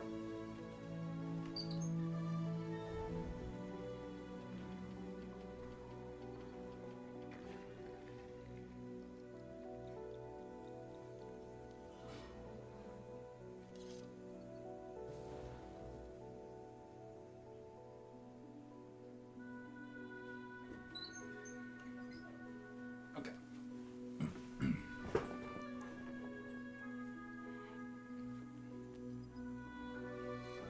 Alright. How do you switch between two mounts instantly? There's an add-on I have where I hold down X and a wheel comes up and I mouse over what I want and release and it goes to that mount. So once you memorize all their locations, I can mount on everything with just the X key. If you do exclamation mark add-ons, it's in Blish HUD. It's called Mounts and More. There's also Radial Mount menu. There's a couple of add-ons that do it.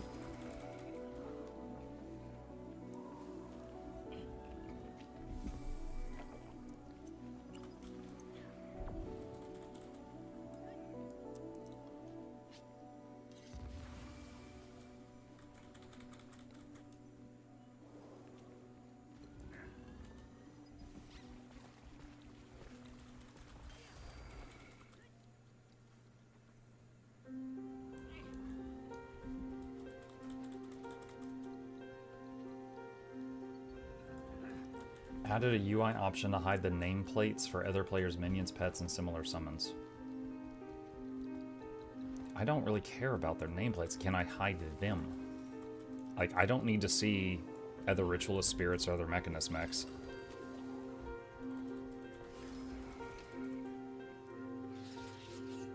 My Camera Heart Rumble these days is just a big pool of green from all the writs.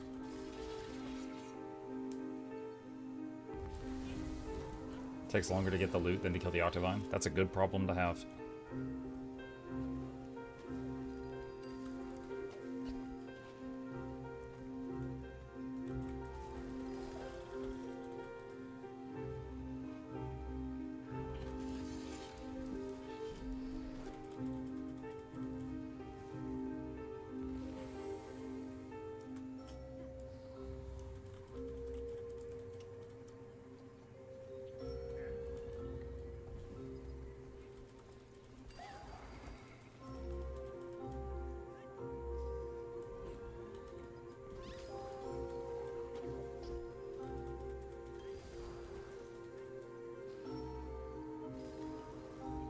What game notes? Yes, I already have them open, thank you.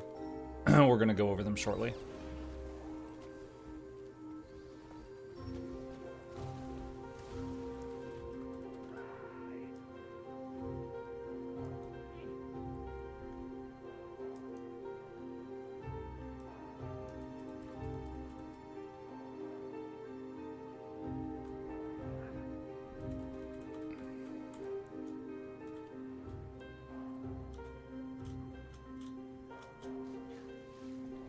Use TTS for the whole patch notes?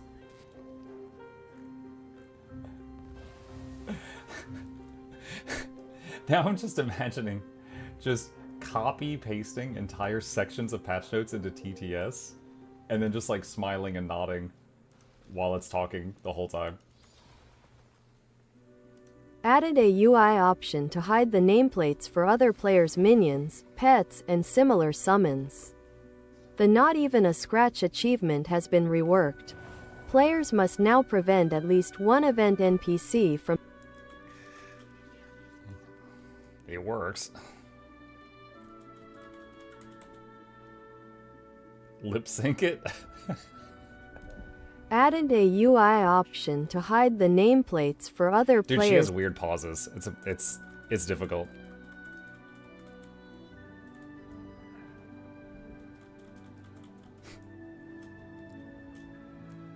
Okay, there we go.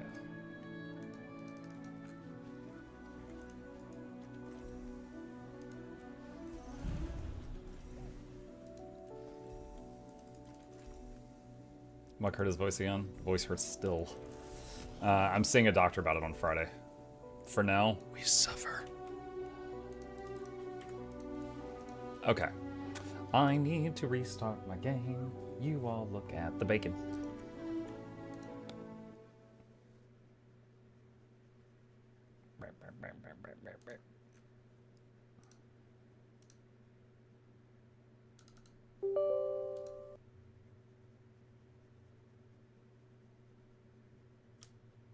Is that legendary Gen 3 bacon? Yes. Downloading.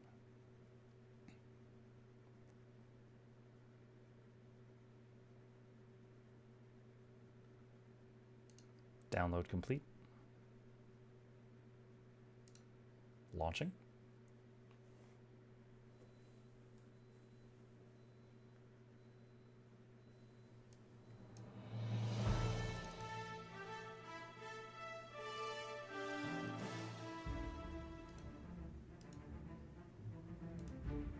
Cannot win. That. It put me in a different Octavine map and then kicked me out of the treasure room.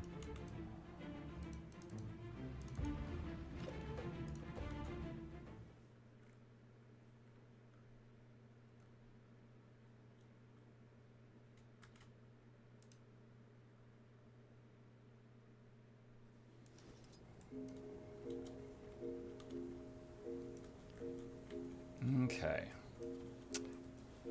Black line ticket guy. Still calligraphers. Okay, so no change there. Preview. Vermilion staff. I think this is new.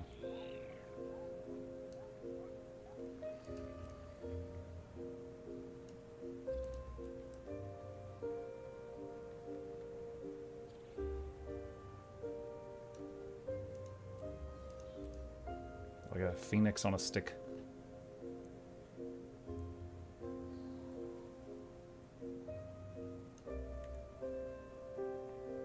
Okay.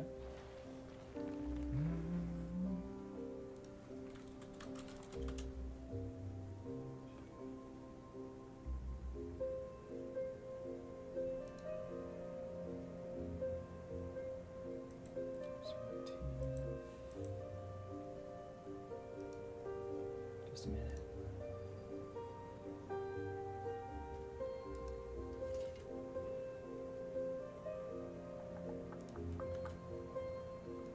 Do they have...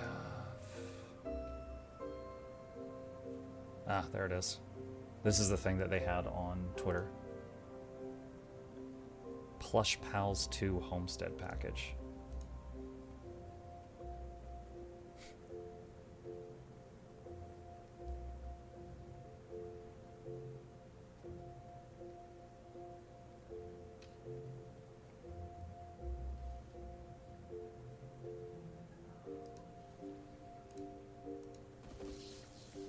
That's cute. Is that the only new thing?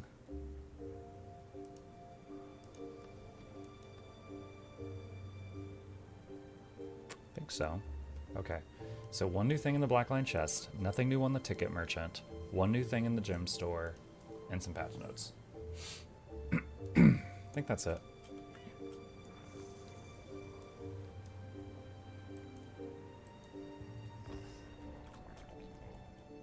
Okay, let's get this set up. So we've got boop boop. Get this over here. Okay. Hee hee. Nope, that's the wrong button.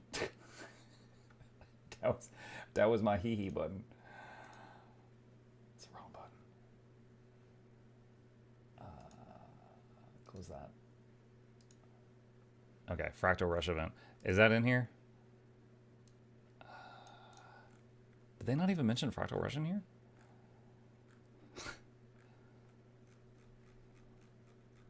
Weird. Okay. Alright, so Goose Post, Black Lion chest, Gem Store, Fractal Rush. Alright. Okay. Here we go. Here we go. All right, hello Guild Wars 2 gamers, Mukluk here, still talking kind of quietly because my voice is still recovering. Got a doctor's appointment about that, but for now, let us continue. So we have got patch notes. Today is patch day in Guild Wars 2. It is January 13th, and they have got some new notes here. And some of the stuff they already showed us in the past. There will be a link to the original notes down below. We have covered these previously. I'm not going to go back through all of them again. And on top of that, they've got new changes that are superseding some of the old. So if you are like, oh my gosh, where's the change to Beast Mastery for Ranger? They promised. I believe they're still doing that. That was just in the original notes, but it's not in the new notes. So without further ado, your third-party add-ons may break. That is a warning that is always there. That doesn't mean that they are going to break, but it means that they might. General added a UI option to hide the nameplates for other players' minions, pets, and similar summons. I think this is an excellent start. You really don't ever need to see the nameplates for pets or summons unless you're in PvP dueling a ranger or a mechanist. However, I want a UI option to hide all pets that aren't mine. I do not need to see 37 Ritualist Spirits when I'm doing the Hammerheart Rumble meta. I don't need to see 40 mechs, stuff like that. I need to see my own. I need to know where my stuff is, but I don't need to see others. So I would like to see them do that as well. Not Even a Scratch achievement has been reworked. Players must now prevent at least one NPC from taking damage rather than preventing all NPCs from taking damage. Fixed an issue that allowed non-event enemies to be lured into the Keep the Hull Gardeners Comfortable while they work on their Tans event area, preventing errors from obtaining the Not Even a Scratch achievement. Items, several reward boxes obtained from World v World and PvP reward tracks now use the new vendor UI, allowing several of these boxes to be opened at once. What I will say with that is sometimes that UI gives you less. It'll be like, oh yeah, you can open 50 at a time, but you get less from it. So double check, like maybe open 2 and see what you're getting, and then open 1 and see what you get, and see if it's worth it to you to open them in bulk, because sometimes you get less for, you know, the trouble. Fractals increase the total Fractaline Dust rewards from the weekly Fractal Quick Play achievement and split its reward to give a partial reward upon each Fractal completion. Also, it's not in here as far as I can see, but the Fractal Rush event also begins today. So Fractals are more profitable, and I will talk a bit more about that at the end. Profession skills below are additions and changes to the balance preview notes we previously shared. The changes below supersede the preview ones. And there's a link here, and I'll have it in the video description on YouTube if you want to click that. Technobabble. Reduce day's duration from 3 seconds to 1 second. Very surprised by this. So Technobabble is an Asura racial ability. And like most racial abilities in the game, it's kind of you know, really long cooldown for what it does, so it's not used in most game modes. I'm guessing someone found a place to use Technobabble that I'm just not aware of where it was really good, so they're nerfing it. Historically, ArenaNet does not like when one race is better at doing a class than other races. They want it to just be kind of a fun thing, but they don't want a toxic environment where people are like, oh, it's a non-char engineer, kick him, you know, stuff like that. All right, Engineer. Glass Cannon, reduce damage from 10% to 5 in World v World. High Caliber, reduce crit strike chance increase from 15% to 10 in World v World. Hematic Focus, reduce crit strike chance increase from 10 to 5 in World v World. Conduit Surge, reduced burning stacks from 2 to 1 in PvP. Devastator, increase the cooldown from 20 seconds to 25, and it reduced burning stacks from 3 to 2 in PvP. Scrapper changes. Object in motion, reduce damage increase per effect from 5% to 3 in World v World. Applied force, reduced additional power per might stack from 15 to 10 in World v World. Amalgam, defense protocol protect, increase cooldown from 25 to 30 seconds in PvP. Defensive protocol cleanse, same thing. Gaseous state, increase cooldown from 30 to 40 seconds in PvP. Double Helix trait now increases the cooldown of Evolve in World v World and PvP. Okay, so again, all of those changes are in addition to the previous ones. Guardian Luminary. Sovereign of Light, reduce the power coefficient from 1.7 to 1.5 in PvE. Reduce base healing from 773 to 508 in PvP. Reduce the base healing from 1200 to 700 in World v World. Reduce the healing coefficient from 0.7 to 0.5 in World v World. M-Powered Armaments. Reduce the strike damage bonus from 15% to 10% in PvE only. I got a few people in my patch notes pinging me right now that are saying that they have still not fixed the Luminary Alacrity Radius. Apparently, Luminary, assuming what I'm being told is the truth, apparently Luminary, when providing Alacrity, is still not hitting the radius that the tooltip says it does. So if you are playing a Luminary that's providing Alac, whether the heal or the DPS version, maybe do a little bit of testing of that so you can get a feel for what it is right now until they fix this. Luminary's Blessing, reduce damage reduction from 7 to 5% in World v World. Reduce base healing from 590 to 290 in World v World. Reduce healing coefficient from 0.15 to 0.1 in World v World. Radiant Armaments, reduce bonus outgoing healing from 15 to 10% in World v World. Illuminating Inspiration, reduce the recharge amount from 3 seconds to 2 in World v World. Valorous Stance, increased recharge time from 30 to 40 seconds in World v World. Radiant Resolve, reduced base healing from 1600 to 980 in PvP and World v World. Reduced healing coefficient from 1.4 to 1.0 in World v World. Dazzling Hammer, reduced the power coefficient from 0.75 to 0.3 in PvP. Luminous Staff, increased cooldown from 15 to 20 seconds in PvP. Gleaming Blade, increased cooldown from 20 to 25 in PvP. Lucent Thrust, reduced the strike power coefficient from 0.9 to 0.5 in PvP. Effulgent Stance, reduce a barrier gain from 2900 to 2k in PvP. Stalwart Stance, increased cooldown from 30 to 40 seconds PvP. So,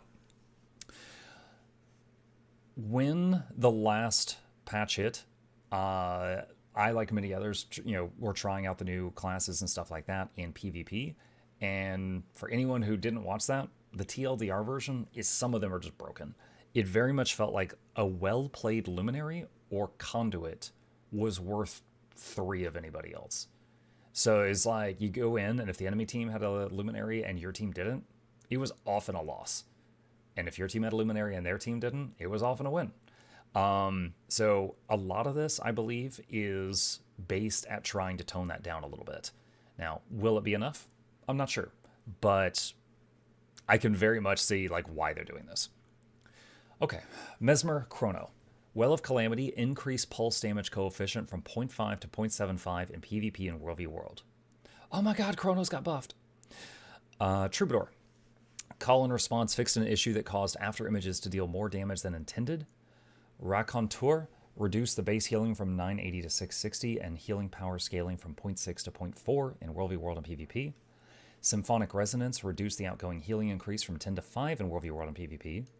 Life of the Party reduced crescendo quickness duration from 4 seconds to 2 in World v World. Altered Chord reduced the harp base healing from 2600 to 1900 and healing power scaling from 1 to 0.5 in World v World and PvP.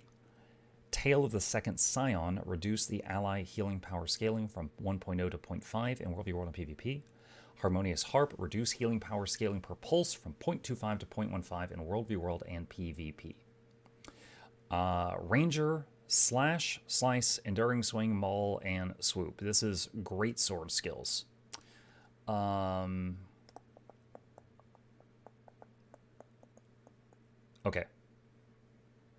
The damage of all Ranger Greatsword skills was very, very slightly increased in PvP and World v World. That's it. Revenant. Abyssal Chill reduced the torment duration from 6 seconds to 4 in PvE. Conduit Hex Eater Vortex reduced torment duration from 5 seconds to 3 in PvE. Twin Moon Sweep reduced bleeding and confusion duration from 8 seconds to 4 in PvE. Release Potential Mesmer reduced torment stacks from 4 to 2. Bolstered Bonds reduced condition damage increase with Legendary Demon Stance from 150 to 75 in PvE, so half. Mistfire reduced the burning stacks from 2 to 1 and the burning duration from 8 seconds to 6 in PvE. And Enhanced Embodiment increased Cosmic Wisdom extension from 1 second to 5 in PvE. Surprised to not see more PvP stuff in here, but maybe I'm forgetting about some stuff from the other notes. Just a moment. Okay. Yeah, there is some stuff in the other notes. All right. That's it. That's all that Ranger's getting. No, keep him, once again, a reminder. Everything I'm reading now is in addition to the last round of patch notes, which we've already gone over, and it's really long, and I can't read that all again right now. But yeah, here, I'm going to link it once again for the live chat, and inside that is a link to the previous notes if you need it. Okay, so Thief, Antiquary, Meticulous Custodian. This trait no longer grants increased stacks of beneficial artifact effects. Enterprising Aristocrat reduced the initiative gain from 2 to 1 in World v World and PvP. Possessive Hoarder increased the radius from 240 to 360. Excuse me. Chalk Shield reduced the initiative refund from 100% to 50 in World v World and PvP. Hollow Dancer Decoy reduced the cooldown to reduction from 50 to 33% in World v World and PvP. Exalted Hammer reduced the base healing from 2500 to 1300 in World v World and PvP. Forged Surfer Dash reduced the burning of additional bombs from 6 seconds to 3.5 in PvE.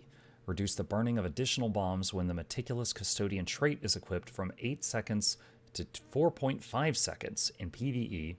Reduced the power coefficient of additional bombs from 2.4 to 1.2 in PvE. Reduce the power coefficient of additional bombs when Meticulous Custodian trait is equipped from 2.8 to 1.4 in PvE. Okay. That was a lot of stuff, but basically they're nerfing Forged Surfer Dash's damage, and the nerf is different based on whether you have a certain trait or not. Anytime I read about this skill, I always think about Fandral, because multiple times I've finished my stream, I've raided Fandral, and he was doing Harvest Temple, and he looked to see who raided him, and he Forged Surfer Dashed off the edge of the cliff. It's like if I had a nickel for every time it's happened, I'd have like 3, which isn't a lot, but it's weird that it happened 3 times. Mistburn Mortar. Reduce the burning inflicted by additional strikes from 3 to 2.5 seconds in PvE only. Paragon. Fixed an issue that caused the active chant skill icon to shrink if recast. It's just cold. All right, late notes. World Polish. Fixed an issue that allowed hostile creatures to pull away from the magic mirror targeting minigame in Twisting Hollows. Fixed an issue in the Skimmer Net Scramble adventure that prevented nets from being destroyed when targeted by the Skimmer's water jet skill. Fixed an issue that prevented the Not Even a Scratch achievement from being completed if it has already failed once. Fixed an issue that prevented several freebooter recruiters from being interacted with again after they were defeated. Fixed an issue that prevented the Skimmer Net Scramble adventure from granting the correct temporary mastery access if the nearby event Recover Valuables Stolen by the Freebooters was active at the time. And Profession Skills Mesmer Deafening Drum fixed an issue that caused the skill to go on full cooldown if interrupted. Oh boy. Okay, that's the last of the new notes. Once again, those supersede the previous ones, which means they're in addition to the previous ones, but if they are affecting the same skill, then these take precedence. Deployable, thank you for the raid. Appreciate that. We're just going over the new patch stuff right now. Okay, so the next thing is, hold on, I've got a little list of reminders here. Black Lion Chest. So if we go into the game here and go to Black Lion Chest, there is a new item in here that we found called the Vermilion Staff. So that's it right there, but when you wield it, the bird catches on fire.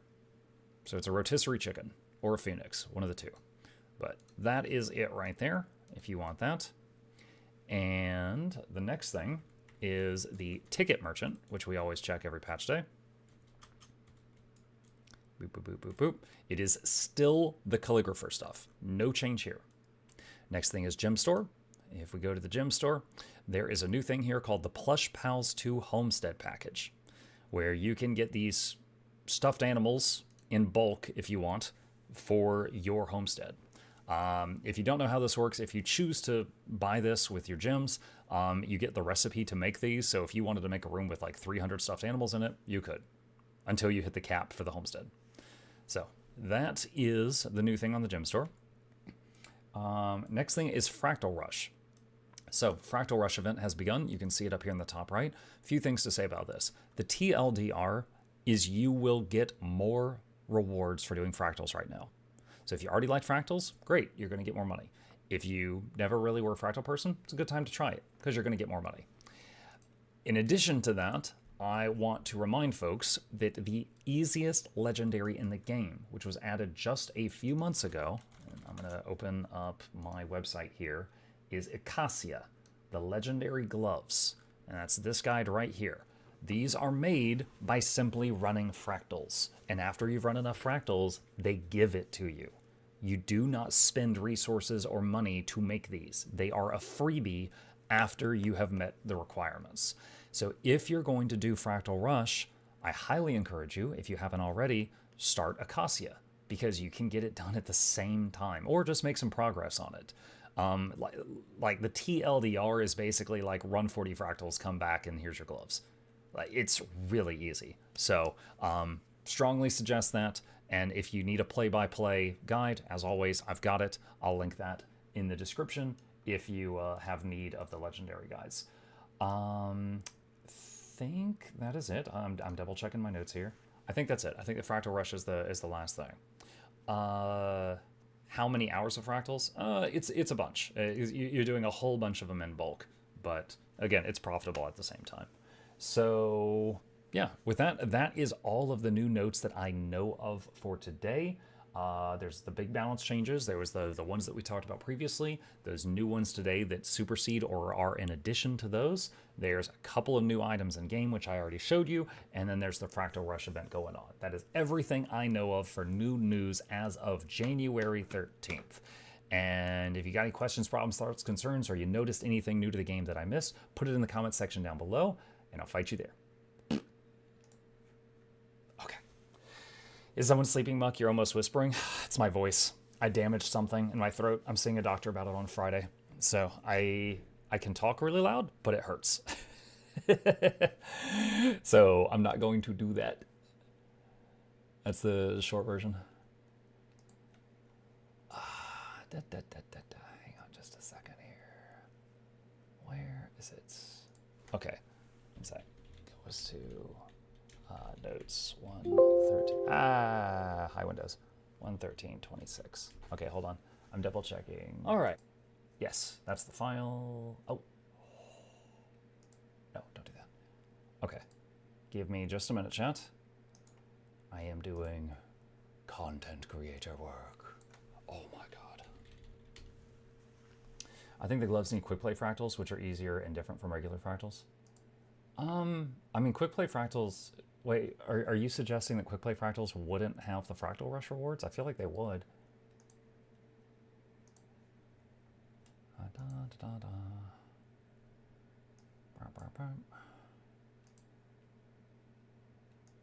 Okay, that's uploading to YouTube now. All right.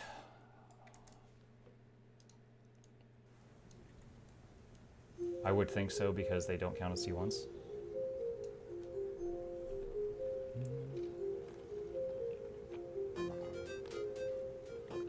What is Muck's main? Usually Ranger. I've got, let's see. I have 10,000 hours in Guild Wars 2. Actually, I have 9996. At the end of today, I'll have 10,000 hours in Guild Wars 2. And almost 7,000 are on this character. Can you scroll up and check my message? What's up, Chill? Threat level minimum. Is it worth getting an invisible bag? If so, should I get the baseline 20 or 24? Is it worth 100 gold to buy the Wizard Gobbler? Okay, hold on. Invisible bag. If you're going to use an invisible bag, I would get the cheapest one first so you can try it out, because some people find them annoying. So I would get the cheapest one, use it for a time, and then you can always upgrade it later, because you can resell a bag. You could resell a 20 slot bag if you decide later you don't like it. So I would say get the 20 slot, try it out. Is it worth 100 gold to buy the Wizard Gobbler? The Wizard Gobbler is simply a combination of all of the converters and gobblers you already have. So if you don't have any, no, it's not worth it. But if you do have some, you're basically paying 100 gold to take a bunch of items and squeeze them into one and save yourself some inventory space. So the question becomes, is 100 gold worth freeing up those bag slots for you? What is the recommended account upgrade, such as bank tab increase or mat storage increase? So recommended account upgrades, is it gem store? Yeah, that's it. That right there is a video I did on my top picks from the gem store. I would say check that out if you're interested in that topic. Why are we whispering? My voice is shot. It's AS Muckar.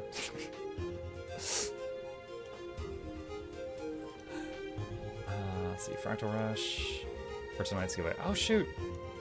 Thank you. Appreciate that. Put that in the bank. New Legi's not out today? The ring? No. The new Legi is in the next huge patch, which is 21 days.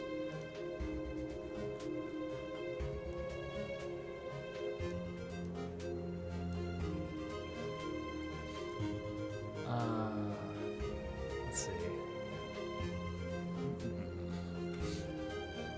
Okay, next thing I need to do is make a thumbnail.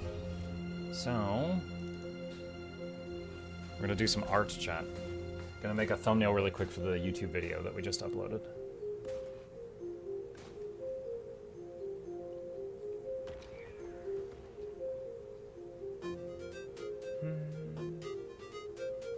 For me, I had gobblers dispersed on different characters, so the Wizard Gobbler really helped me as I put it in a shared inventory space. Yeah. Let's see. You guys haven't seen this video yet. That video comes out tomorrow. It's just the next episode of Craft Lock for those of you who might have been enjoying that series. Okay. Let's see. Do they have like a thumbnail for Fractal Rush? Yours to Fractal Rush.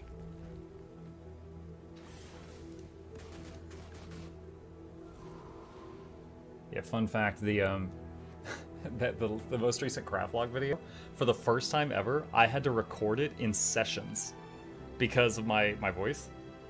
Because you know how for that series, I'm doing like the very deep spokesman voice, like this is trust issues. Like I could only record like a half page, and then wait a few hours, record like a half page, and then it was the first time I'd ever not been able to just do the whole thing in one go. So I was like, I'm sorry, Noxxi, I have a bunch of files to send you.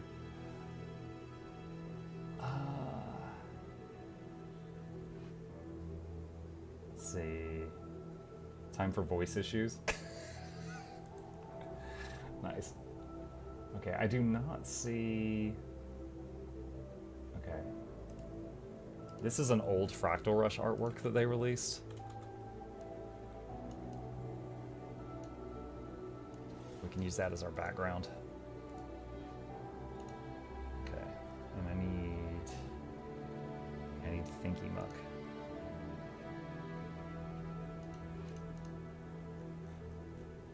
All right, and then we need some words.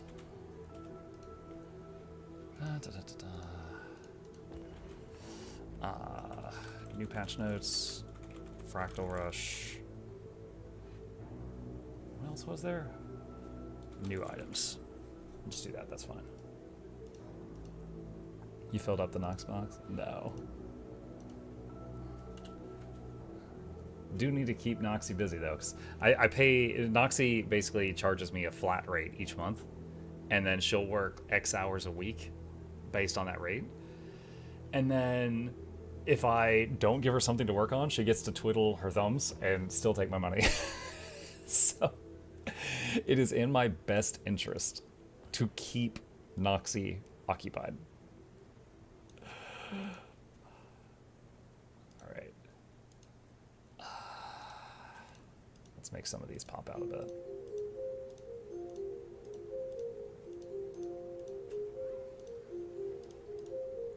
Because I'm getting charged either way.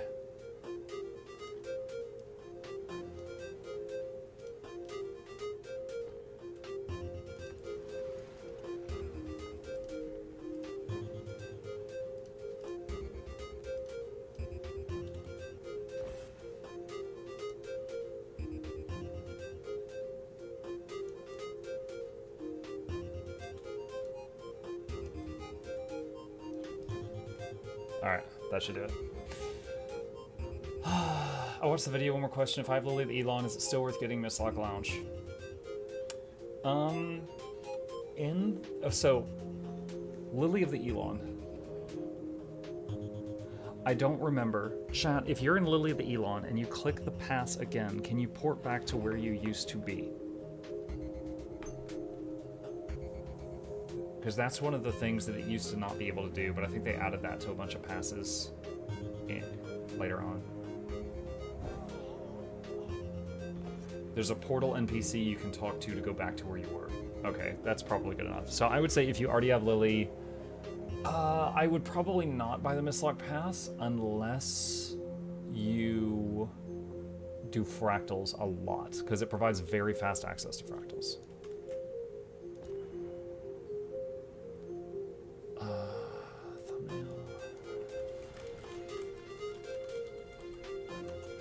Oops, caps lock's on.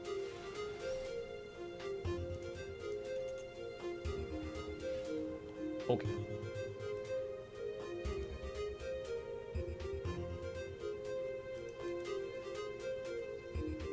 Alright, so next up, we click on this and details.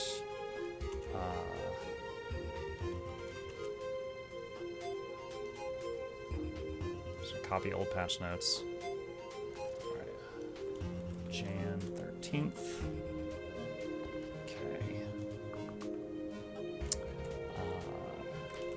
New patch notes. New items. Fractal? Fractal. Fractal Rush. Okay. Get rid of those timestamps.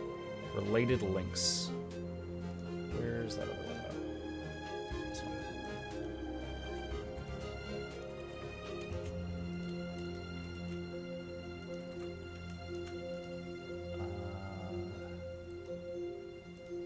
Where's my... Okay. Okay, so I mentioned that I would link the Acacia guide. Do you accumulate rested XP in Mistlock?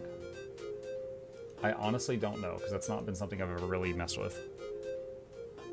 I'll have to let someone else answer that.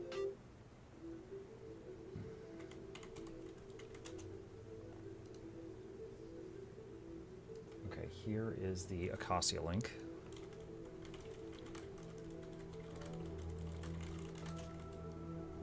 Okay. Was that it? I think that was everything. Alright, file. Thumbnails. I have to wait a minute, this folder is huge.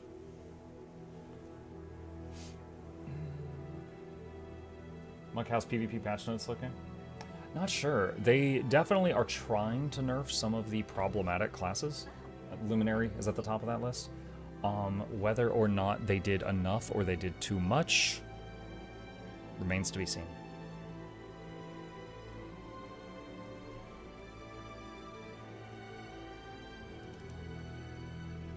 Windshark says, "Am I still a teacher?" Or, oh, yeah, no, you're still there. You're still there. In Mind Over Magic. Okay. Right.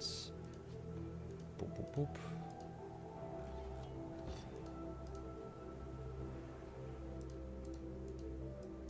I think Conduit was not nerfed in PvP. We'll see. We will see.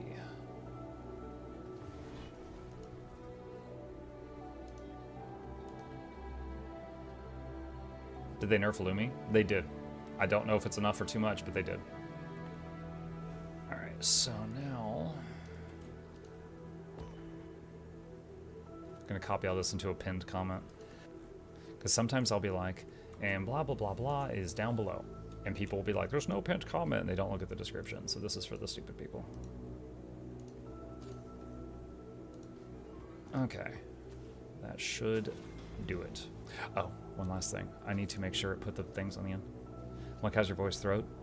I'm talking quietly right now to try to keep it okay. It is still messed up. I'm seeing a doctor on Friday. I have an appointment. All right. Hello, Guild Wars 2 gamers. What's concerns? Or you noticed anything new to the game? Yeah, I'm seeing a doctor where if they feel it's necessary, they will stick a like a camera on a tube or something down my mouth so that they can see what the damage is. If they find it necessary to do so. I'm seeing like one of those type of people. Still from the 18-hour stream? Yeah, dude, it's been a month. Yeah, dude, I broke something. All right. And public. There we go. Okay. Patch notes are out for the people that want them at work.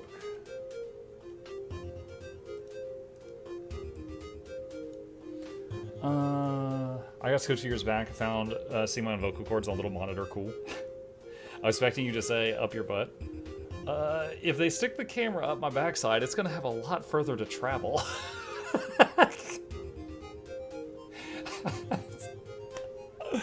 Like, it's gotta go like right here, man.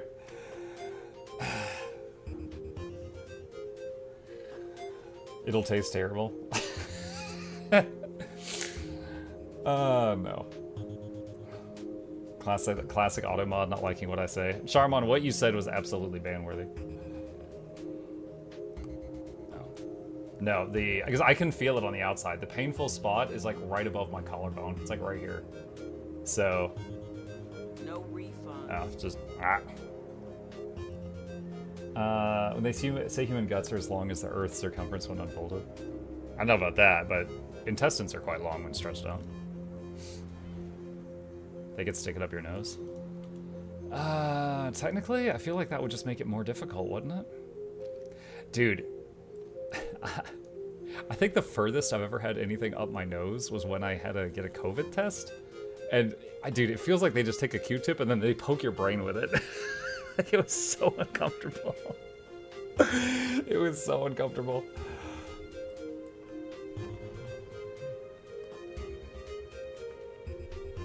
Hello, it's the safety cone. What's up, Nick? Mukavanet said we give you the same viewership you have on drops, and we pay you twice what you earn on those streams, but you have to do an 18-hour stream when you do it. I would tell them I can't. Like, I have to listen to my body, and my body is like, okay, here's the thing. I did that 18-hour stream out of greed, right? I was doing a 14-hour stream, and then Loranity rated me, and it doubled my viewership. And I was like, oh, well, I'll just go till I drop. And I went 18 hours. And I made a lot of money that day. However, a month later, I'm still damaged, and I'm having to spend money on the American medical system. I'm probably going to lose all the money I made that day. It's no longer worth it.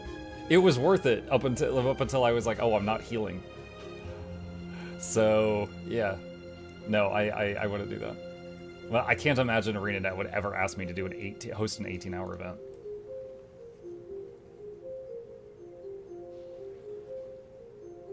Getting older means needing more sleep. Maybe. Okay. So, we got the patch notes done. Wonderful.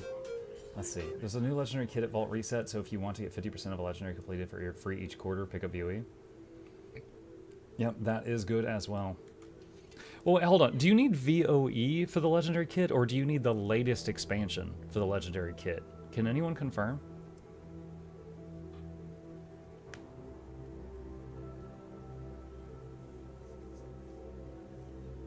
You need VOE. Okay. Oh, wait. Okay, 4 people said VOE, 1 said latest expansion.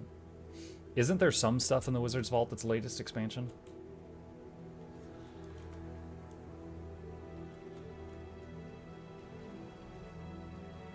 VOE is... Oh. I was thinking... Every time I said VOE in that sentence, I was thinking of Soto. Okay. Never mind. Since there's nothing in the gem store this week, here's 1 second's worth of US Surgeon's time. $10. Thanks, Ogre. Appreciate it. Let's see what's going on. I'll do Shadow.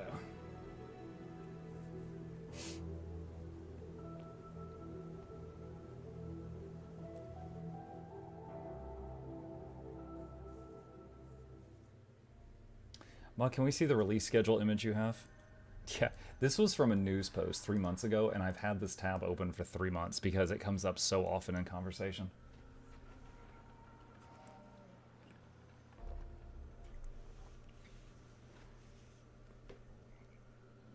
So yeah, the next update, which is in 21 days, has this stuff here, this column.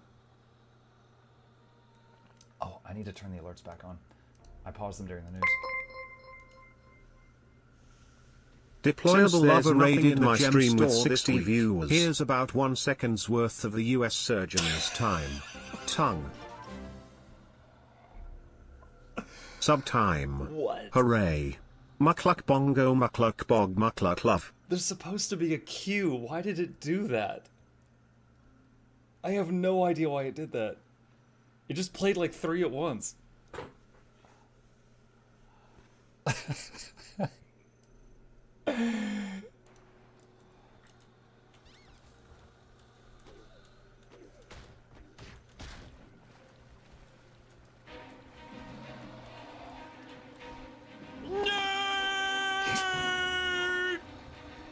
That was a patron, that wasn't me.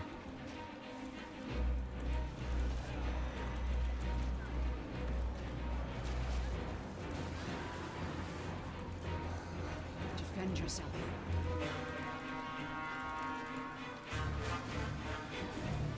Monk, did you beat the AOW4 DLCs? Yes. To be clear on that, like, I have played a round of AOW4 with each of the factions added in the DLCs. And on the DLCs where they added a story campaign, I beat the story campaign.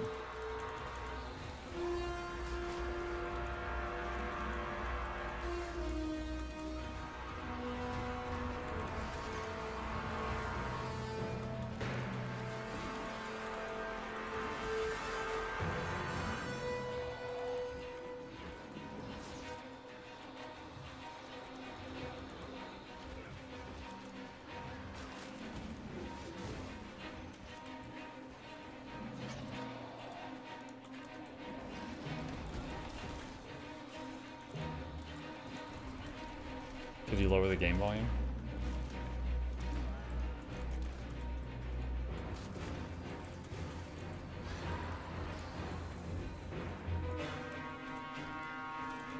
Mark, thank you for that clip of the multiple TTS alerts going off. You're welcome.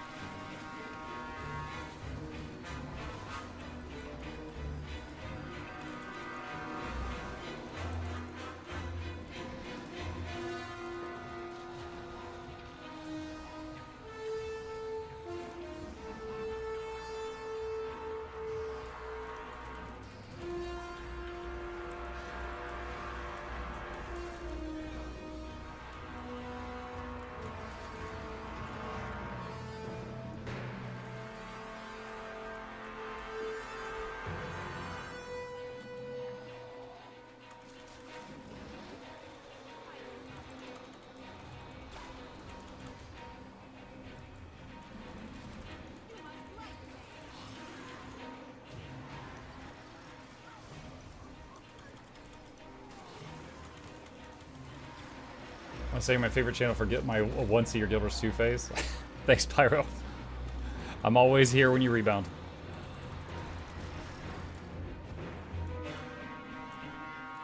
Defend yourself.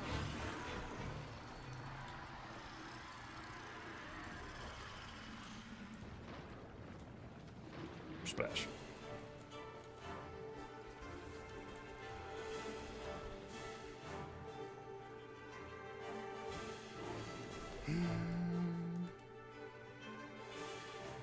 I confirm heal conduit's working. Recover your voice fast so I can annoy you with builds. So you can annoy me with builds. Okay, let's go to Mistlock and take a look at the new Ranger stuff. See what we got. Hang on, I've been drinking so much water lately, it's making me have to go to the restroom more often. I'll be right back.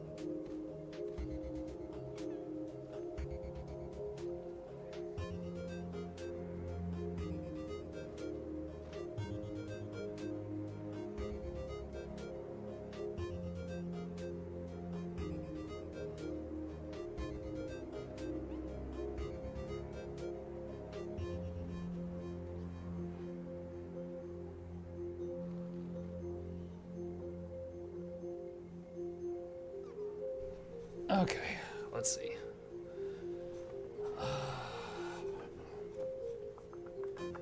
So, in the most recent patch, do I still have the patch notes open?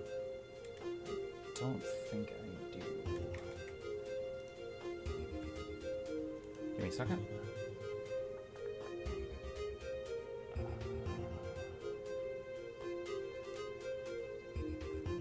Okay, where's the old notes? Where's the old notes? Okay, what were they doing to Ranger? There was that whole thing where they admitted that Beast Mastery for years had been balanced based on Soul Beast. And I was like, what the hell? And so they were making some changes to Beast Mastery. Reduce cooldown of pet swapping with a defeated pet from 60 seconds to 35 in PvE and PvP. Greatsword, the getting rid of the 20% reduced cooldown to Greatsword skills trait and baking it in baseline. And they're doing a handful of other stuff. Attribute increase from 150 to 300 in PvE. Not apply to merge soldies. So I wonder, Hold on. Where's PvP? I'm gonna try something stupid here. Hang on. So if I get a... Where's a bear? Alright. So he's got 55k health. So we've got Beast Mastery right now. If I change this to Marksmanship, he goes to 52k health. Okay, so here's his stats. And undo that. He's back up to 55. So yeah, this is giving 300 to all stats. Including Ferocity.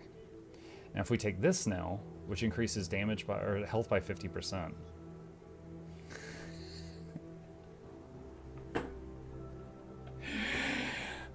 This bear has 82,000 health.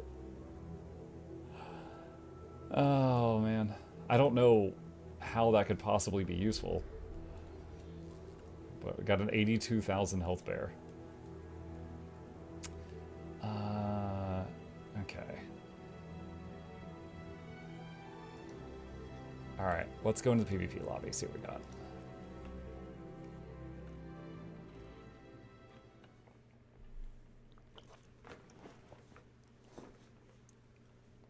Muck, all that water is keeping your kidneys in good working order. That's very important for a man over 80. Thanks. Alright, so let's just look at this whole thing, because they changed a lot here. Pack Alpha, so it's 150 stats in here. It was 300 outside. So in here, the 82k health bear is down to a 41k health bear. Oh wow, so yeah, this trait was 100% bonus damage outside, it's 20% bonus damage in here. Alright, so nearby foes are blinded by beast abilities. Your pet recovers health each interval was moved to the first trait line. This was in the second trait line. Commands copy boons from yourself to your pet. Okay.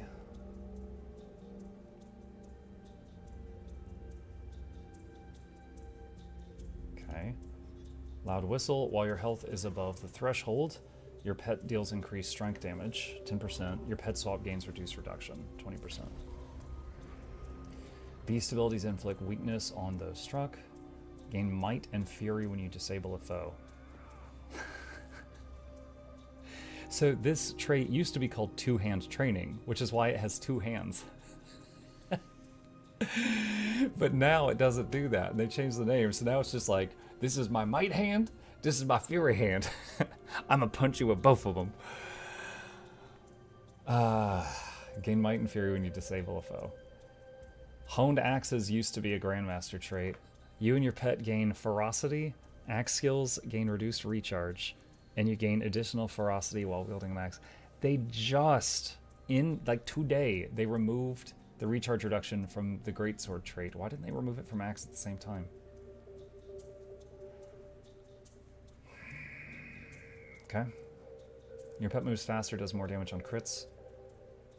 Beastly Warden, Pet's Taunt, and boost to bears and pigs, damage and health. Lesser Quickening Zephyr. You and your pet gain quickness and super speed when you swap pets. So I don't think that's any different than it used to be. Maybe, I think it might be 1 second shorter. Lesser Sick'em. When you strike an enemy with a beast ability, cast Lesser Sick'em on the enemy. Your pet rushes the foe doing increased damage. 5 seconds worth. Alright, so there are a lot of beast abilities that hit many targets. The immediate question becomes, what if your pet hits multiple targets? Do they all get Sick'em?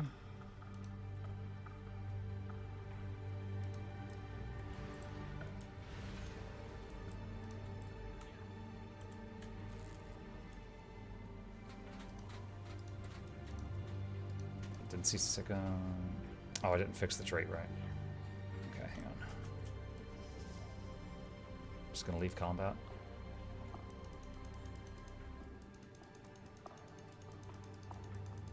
Still in combat.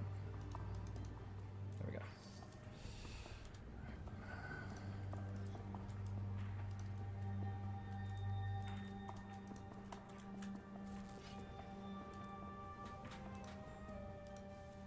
Oh, the buff is applied to the pet, not the victim.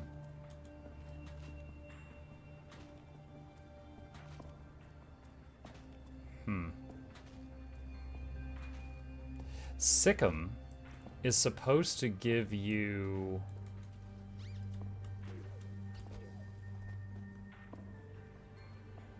Hang on a second. So Sikkim is supposed to give your pet a damage buff, but also put revealed on the enemy. I don't know if Lesser Sikkim does the reveal. There's no mention of it here. Okay. Does it stack? So for example, where's a pet that has an AoE attack? Morello. Okay. So Morello, how hard do you hit normally? 1k? 600? 600? 600, okay.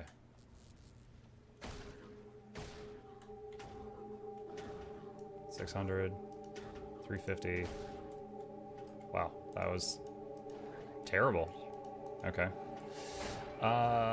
He did not seem to get any bonus damage there. Let's try a different one.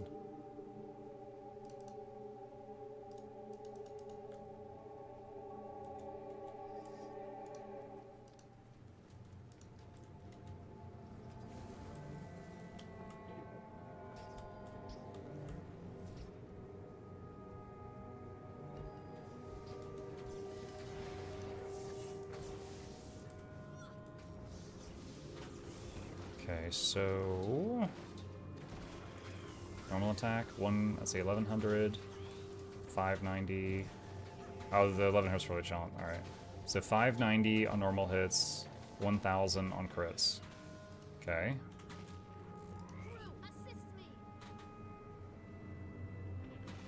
Now 1500 crit, 1500 crit. So he can only get 2 melee attacks off after using his F2 before it wears off. So it resulted in taking 2 1k hits and making them 1500 hits. So the net gain from this was 1000 damage. I mean, it also has movement speed, so it helps with gap closing a little bit. It also counts as a command. Commands copy boons from yourself to your pet. Yeah, but I don't usually have a lot of boons.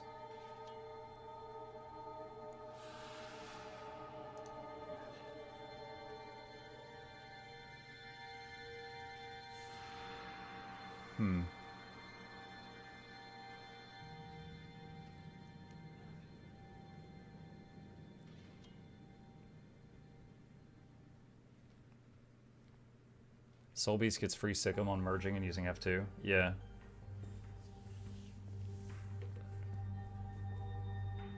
Yeah, it's kind of funny that they said, like, we've been balancing Beast Mastery around Soul Beast for years, we're going to stop doing that, and then they made a change that's really good for Soul Beast.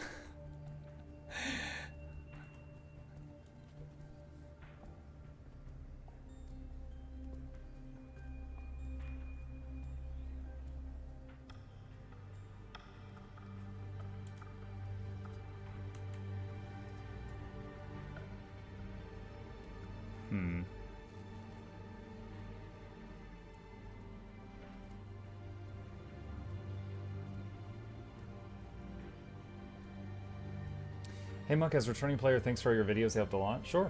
My question is an Ellie main, which crafting choices recommend and how to get started with it? I like to get something for armor, so since you're a light armor, that would be tailoring. So I would get tailoring, and then something with it that you like. Could be jewel crafting, could be cooking, could be like a weapon thing, like artificing makes stabs, you know, whatever. That would be what I would do. And remember that crafting disciplines on your other characters is still accessible to you, because you could just make whatever, put it in the bank, and then trade it to the character you need it on.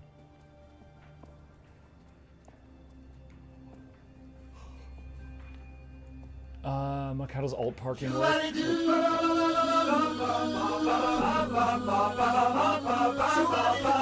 How does alt parking work? Is it better with Mistlock? It's a little easier with Mistlock than Lily of the Elon. Chili, I've got a video breaking down alt parking in Mistlock right there if you want to see it. Okay, so if we were going to use this, whenever we hit F2, it does Sikkim. Sikkim is a command, it would trigger resounding timbre and copy boons from myself to my pet. So the question is, how do I get the most boons on myself for it to copy? So perhaps utilizing Warhorn? Like I could Warhorn then F2 and it would be stronger?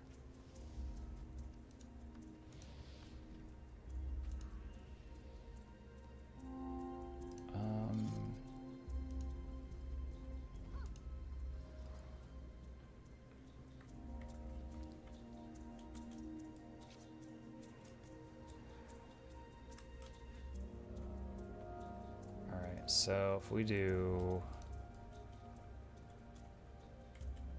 yeah.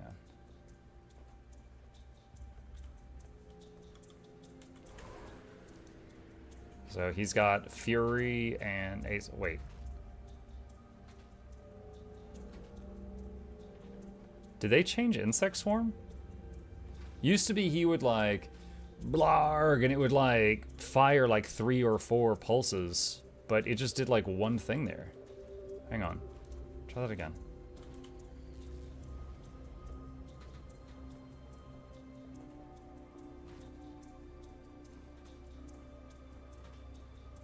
Did they nerf Insect Swarm? Did it bounce? Yeah, it bounced before, but it used to fire like 1, 2, 3, 4.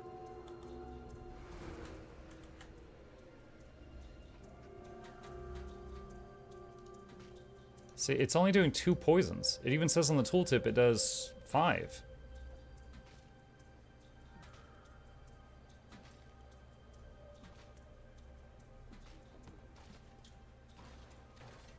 What is happening?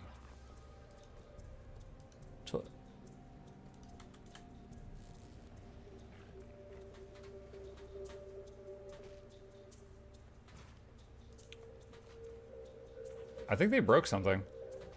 Because this tooltip says it does 5 poison, it's doing 2, and it's not firing for as much as it did before. Is it PvP only? Hold on. We're doing science, chat. We're doing unpaid Q&A work again.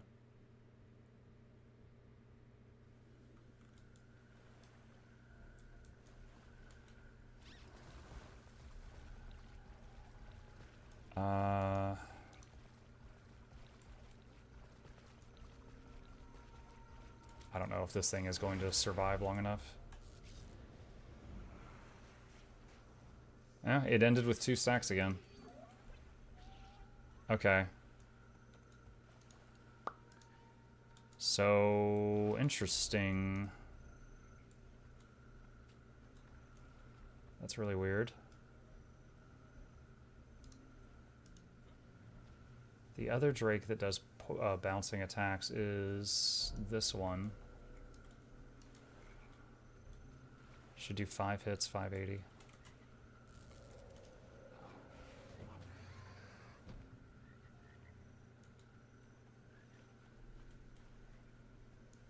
Brenda, it's about time. What is going on? A little spot of trouble along the way, but the gods saw fit to spare us. Hold on, I'm gonna go to the testing room for a sec.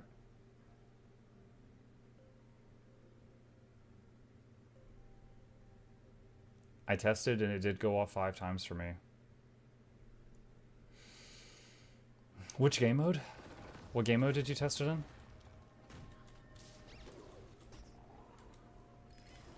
Could be related to like the new traits or something.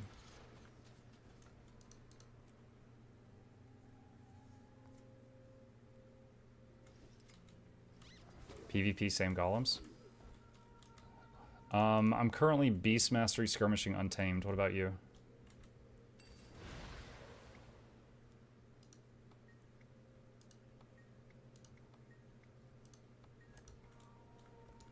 Alright, so this one is supposed to do 5 hits and then 3 bounces.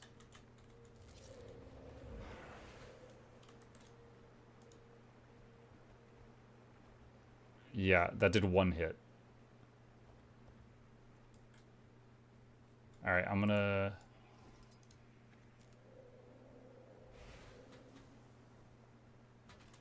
Did that do 2 that time? Yeah, it's done a total of 3 hits now.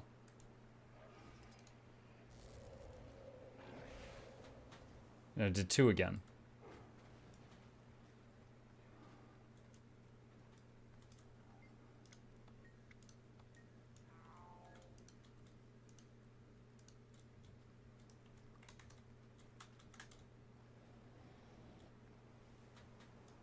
Two. So 2 stacks of poison, and the tooltip says it does 5. Again. 2. Okay, something is definitely wrong with all the drakes, or at least the ones that have breath attacks like that. Alright. Empty template. No specializations.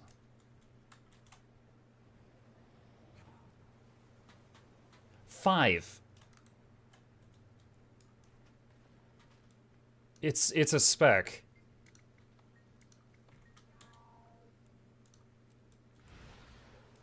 Okay, it's something in here. Get rid of Beast Mastery.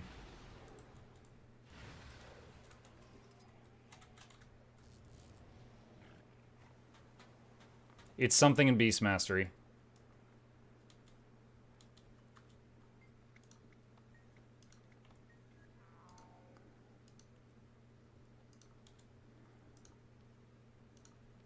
Okay, Beast Mastery, no traits.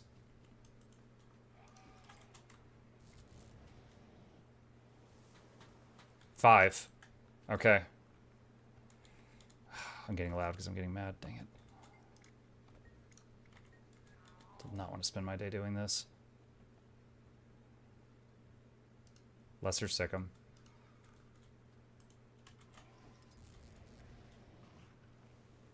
Two.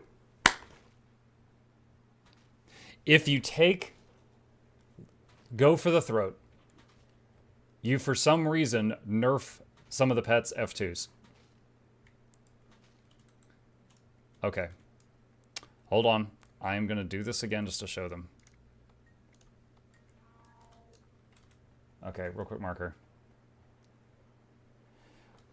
Okay, making this clip for Guild Wars 2. So, we've got a bunch of new Beast Mastery traits here. If I do not, here, just to make it simple, I'm going to select Marksmanship. If I tell this pet to use his F2 ability, and 1, 2, 3, 4, 5. 5 stacks of poison. The tooltip says 5 stacks of poison. That's how it's supposed to work. Similarly, the Lightning Drake does multiple blasts with its lightning breath. This is the Marsh Drake. However, if I change to Beast Mastery and take Go for the Throat, or it's the thing that procs the new Lesser Sikkim, and I do F2, 1, 2, 3 that time. Cool. Okay, so back up. So, but that's down from 5. Do it again. 2 that time. Again, it's supposed to do 5. And 1 more just for good measure. And 2 again. So, for some reason, Go for the Throat is breaking certain pets' F2s and making them less effective. It is doing that on Marsh Drakes, and it is doing that on River Drakes. That's what I've tested so far. I'm not sure about others, but that's it for now.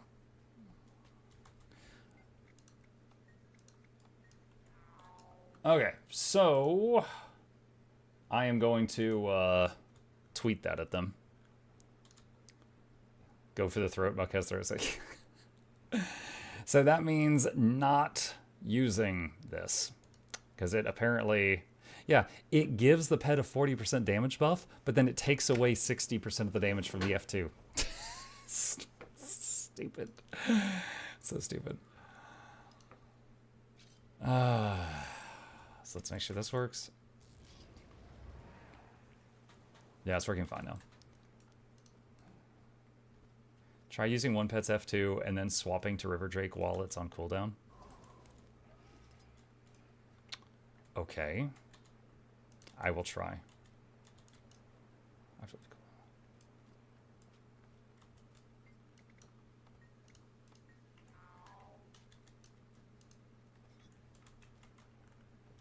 Alright, so F2.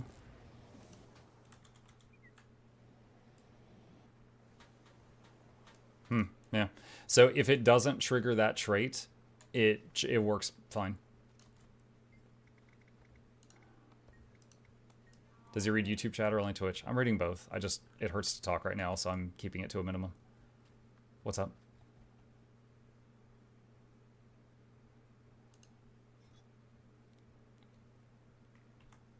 Okay, so, anyway.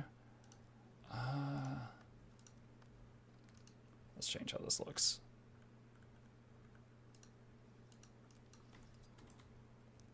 Meanwhile, Cat casually critting 8k. Well, the whole thing with the Marsh Drake is the attacks bounce, and it would hit up to 3 people, and the poison debuff is very nice to have. I think Sikkim forces a rush. Yeah, something like that. River Drake F2 is probably a channel that's interrupting. So then the theory would be that every time you use it with that trait, it interrupts channeled pet skills.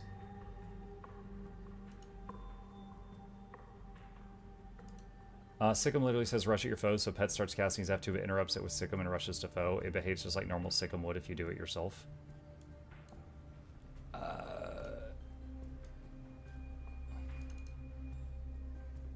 Just a moment. I'll test. Alright, so here's what I'm going to do. I'm going to hit F2 on that, and then I'm going to hit Sikkim right after. Okay, so he interrupted what he was doing there. This time, I'm going to wait until he starts the channel.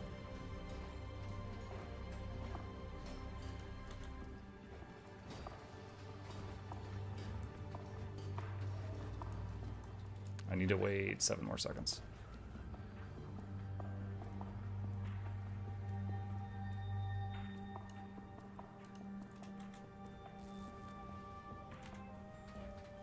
Yep, that's exactly what's happening. That's exactly what's happening. So Sikkim, I always thought that what Sikkim did is it applied the Sikkim buff to your pet, or you if you're a soul beast, and it applied the reveal debuff to the enemy. I think it also, in its code, has a basic attack engage line, right? And it's basically saying use your basic attack on the target. So it's actually doing 3 things, and that third thing is interrupting channeled skills. That's still worth reporting, though. So, hang on. I'm going to cut this out for them. Okay, real quick marker. Let's see. Okay, making this clip for... They changed the thing to make, like, clips for me. It's so stupid now. Okay, real quick marker. Okay, making this clip for Guild Wars 2. So, we got a bunch of new beast mastery traits here. If I do not... Yeah, here, just make it simple. I'm going to select marksmanship. If I tell this pet to use his F2 ability, and 1, 2, 3 with its lightning breath. This is 1, 2 that time. Again, it's supposed to do 5. And 1 more just for good measure. And 2 again. So, for some reason... Go for the Throat is breaking certain pets' F2s and making them less effective. It is doing that on Marsh Drakes, and it is doing that on River Drakes. That's what I've tested so far. I'm not sure about others, but that's it for now. Okay. So, go for the Throat Bug. Alright. Here we go. Well, Dummuck, if you talk that fast, of course your throat will be sore.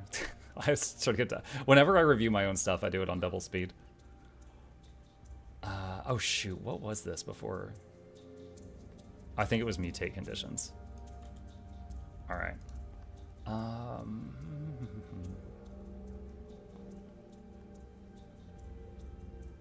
Man, that is a bummer. Is it the Drakes or all pets? I would assume it's any pet with a channel. So what else has a channel? Like there's lots of pets that cast stuff. Like the Siege Turtle, when it deploys its big bubble shield, that's instant. There's some of them that have like a long roar.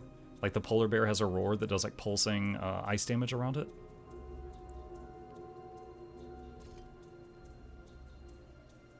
But we do know at the very least it interrupts anything that's channeled.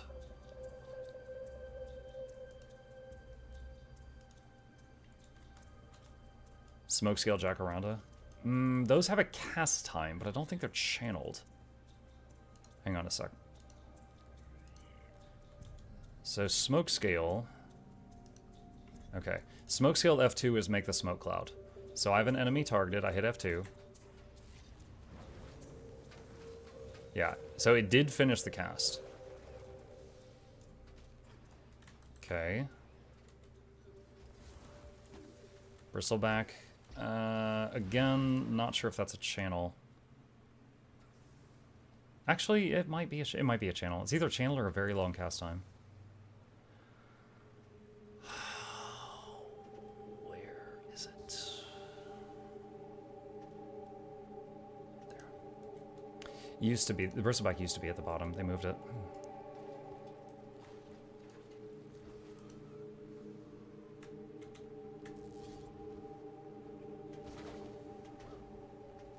Mm-hmm. Yep.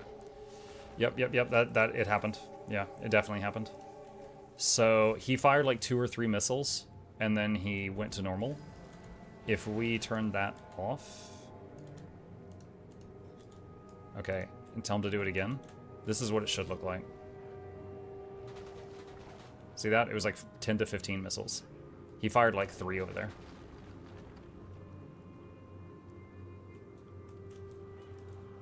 Okay.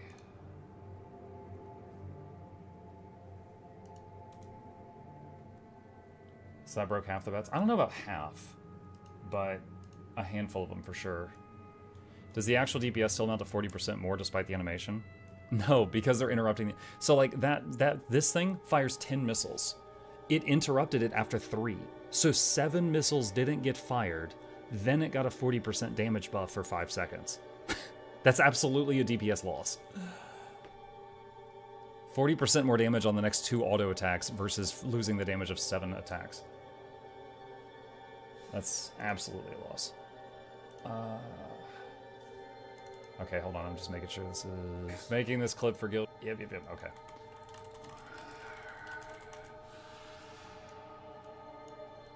Okay.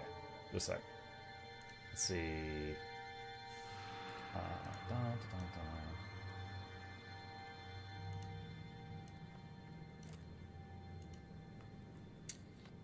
New, go for, let's see, new, go for the throat trait in Beast Mastery.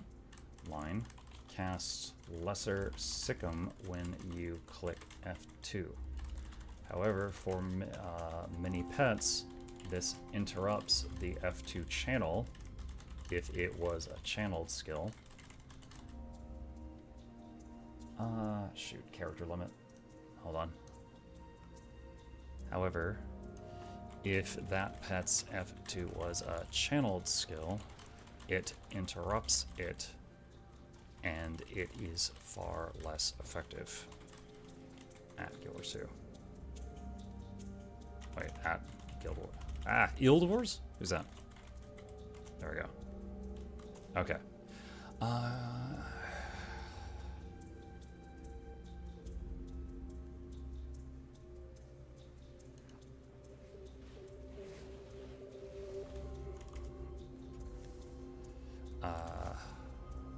How's this? Lesser Sick'em is also initiating an attack command, interrupting it. Okay, so I wish they had an easier way to report bugs, but Guild Wars 2's bug report system I find to be extremely cumbersome, especially when I'm trying to attach a video. So, which I shouldn't be saying as someone who's like a prominent person in the community, because like I encourage people to report bugs, but for me it's often easier just to like scream at them with like a tweet or something to get it noticed. What are best pets for healing on Druid? Jungle Stalker is popular because it helps keep might up. White Tiger is an Aegis, and it depends what you need. It procs Lesser Sick'em after the F2 hits, so you don't even get the damage bonus on the F2 attacks themselves. Should probably cast Lesser Sick'em on the F2 press. I gotta fix the trait again. Hang on. If that's true, that means if you hit F2 on smoke scale, it never gets the lesser Sikkim.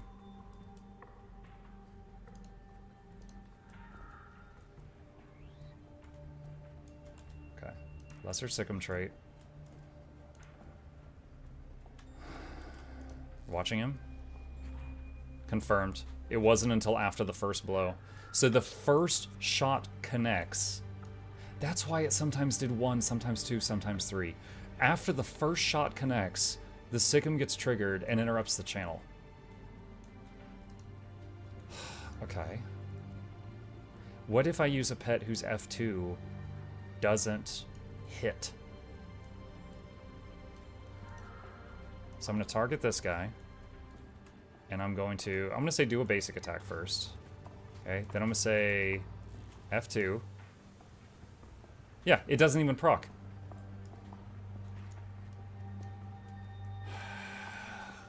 Additional note, if the pet in question has an F2 that doesn't do damage, it doesn't even proc the trait and will never trigger lesser Sikkim. Example, smoke scale. Okay.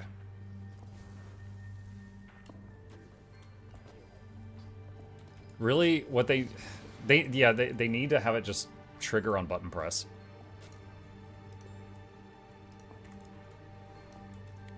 The thing that bugs me most is I know they have a QA team, guys. I know they do. I know they do, and I know they can't test everything. But I found this stuff in like a minute. It's extremely frustrating when this stuff happens. Because I know they're not going to fix it fast. It's not going to be like fixed tomorrow. Okay, so I'm just going to consider that a dead trait right now. Alright. They broke my pets. Time to play Soulbeast was also broken on Soulbeast. It's just this trait. Lesser Sikkim is effed up. I don't recommend using it. Like, only use it if you're using a pet whose F2 skill does direct damage. And even then, it should trigger as soon as you press the button, not trigger after the hit connects. Hold on, is there any way I can report this to them faster? Give me a second. Patch feedback. New post. Let's see. Hold on, I'm telling them in the private coffee lounge. Title. What is this thing called? Go for the throat. New Ranger, go for the throat. Trait is broken. Okay, 1 sec.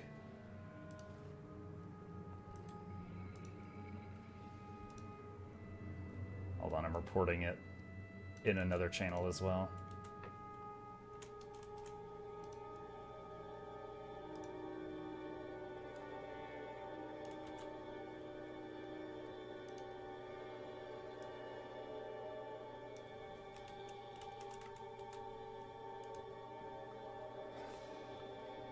Let's see. It appears the skill triggers not when you press the F2, but after the first hit of the F2 connects. So if it is a multi-hit F2, Bristleback, Marsh Drake, Electric Drake, the first hit then triggers Sikkim, which triggers an attack command, which interrupts it and is a major damage loss. Okay, and where is video? Copy link. Link to video of issue. Okay. There we go. Alright, I've reported it in an official channel as well. Ah, that's a bummer. Looks like Juvenile Phoenix doesn't trigger Sikkim at all despite dealing damage.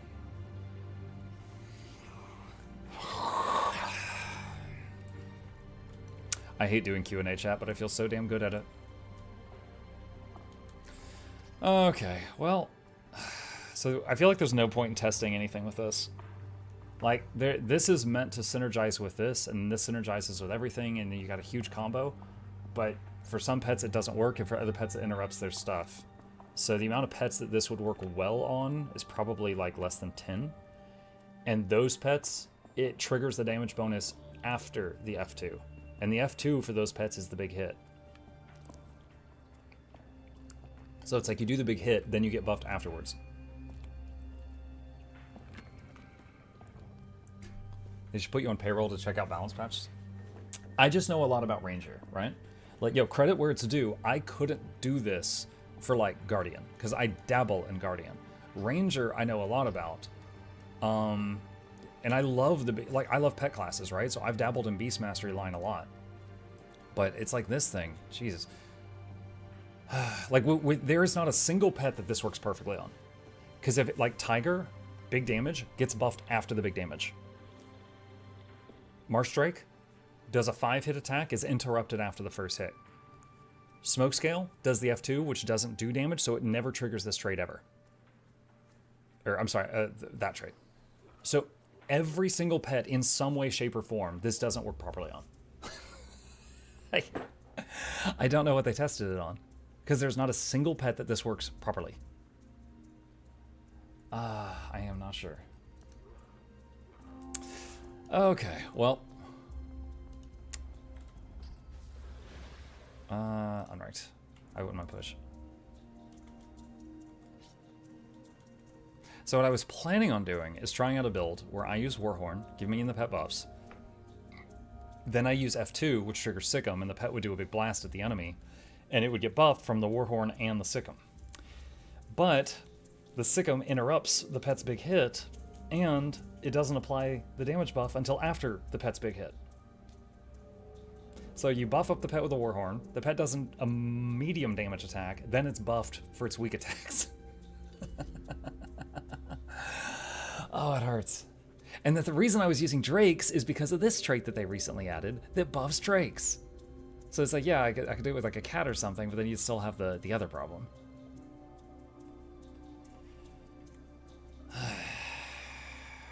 So the other good thing that's still in is if they kill your pet in PvP, you get it back in 35 seconds instead of 60. That's something. The Ranger trait is banned for now, but the real question is, do they nerf Paragon shouting at me 24/7? Do you mean just like the voice lines? There's a setting, I think, that turns that off. Disable player chatter. Now that disables a lot of stuff, but that does shut Paragons up if you need it.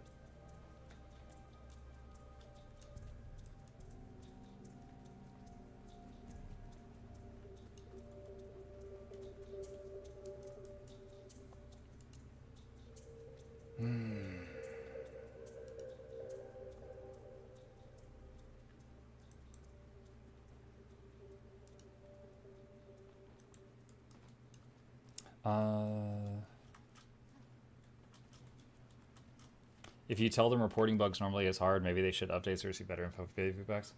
Yeah, I've mentioned it. Like, and this goes for, yeah, I don't know if any of y'all are developers and need to hear this, but if any of you have any product, make it as easy and as few clicks as possible to report a problem, and you will get more feedback.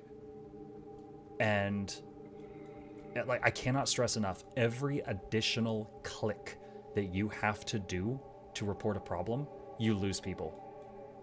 Like, if there were 10 people going to report a bug and they had to click the mouse a second time, 9 will report it. An additional click, you're down to 7. Additional, you're down to 3. It just keeps going.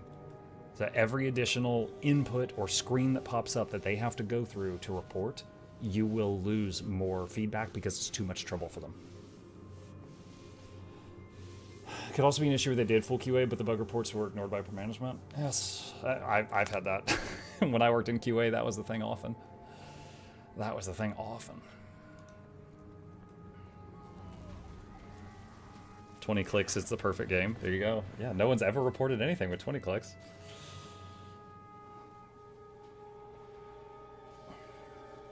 Why would people want to shut Paragon up? Surely there's nothing better than hearing On Your Knees every 15 seconds.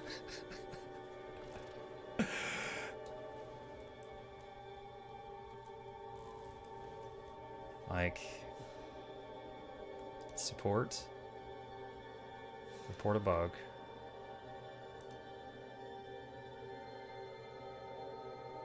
Pets isn't even in here. Player, I guess? Sub area.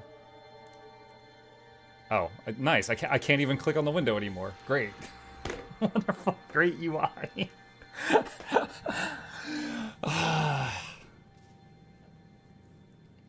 How's the new patch going? The new Ranger Grandmaster trait is completely broken.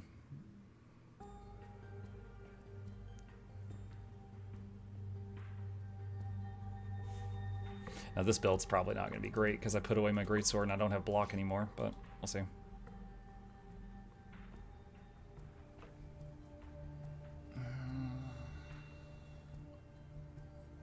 New patch out? Yes. Let's see, option, no. Support, report a bug, player, abilities, I guess? Yeah, so I could put it here, but there's not a way to link a video. So you'd have to upload the video to like Twitter or to YouTube, and then like get a link and then copy the link in here. So like, yeah. But then I don't know if they can copy paste that out of there.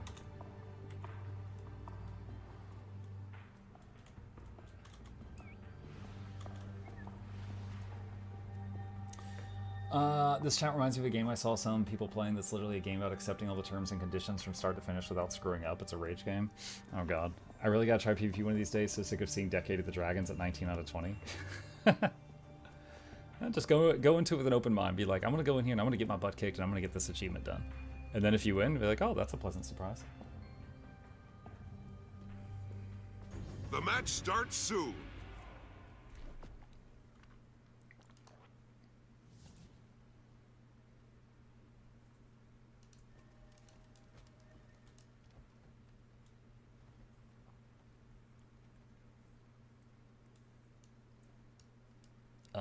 My entire... Hold on to your points. Okay. Seize theirs.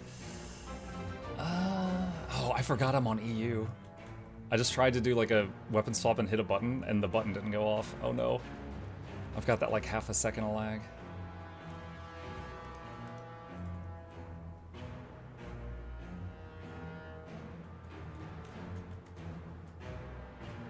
You've taken the mine. They took the henge.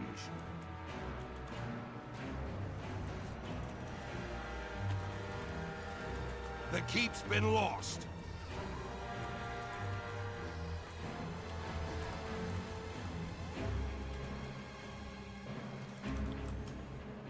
Okay.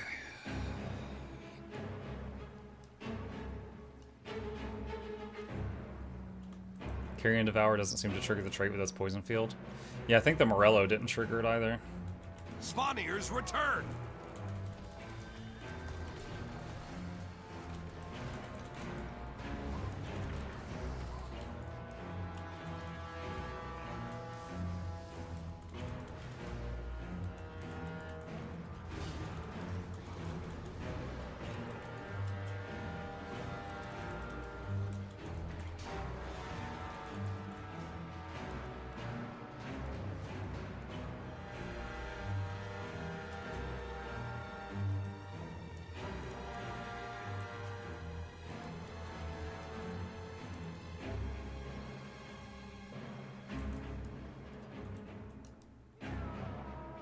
The keep is yours. I forget. Do I have quick draw on this build? Yeah, I do.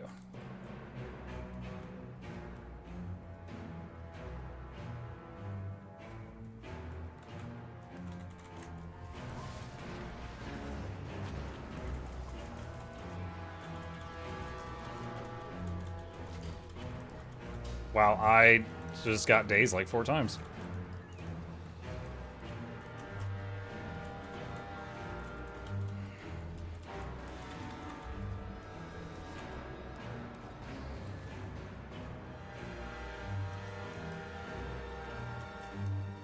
Okay, left combat.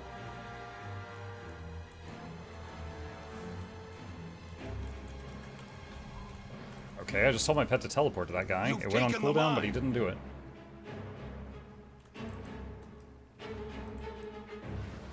The keep's been lost. Okay, second days.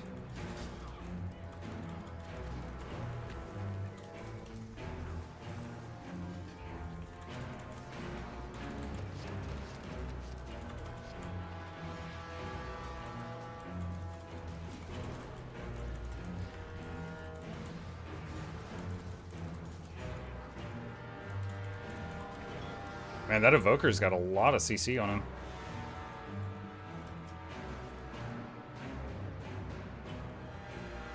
They took the henge. Did I take... Yeah, I did. Okay.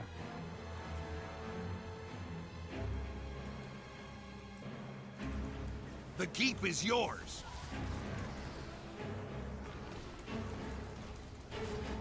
Oh, that was good. Your enemy took the mine.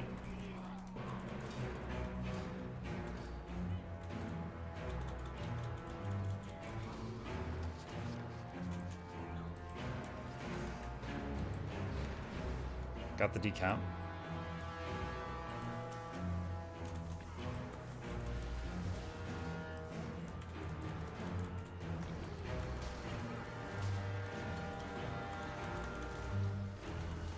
Ah, dang. Got popped. Too many people there. Yeah, they just respawned. Pet porting is so busted for me most of the time. Range and pathing are almost always the issue. Yeah, it can be unreliable sometimes. For sure, for sure.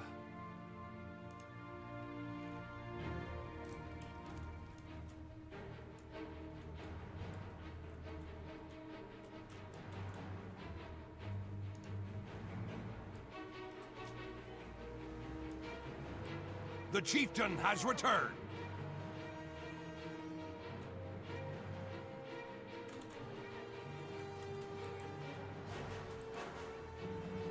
They took the henge.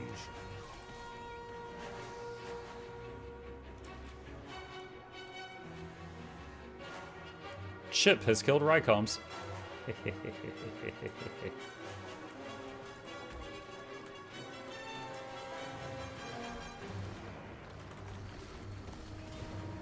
Got him with the axe ambush. Svanir's return.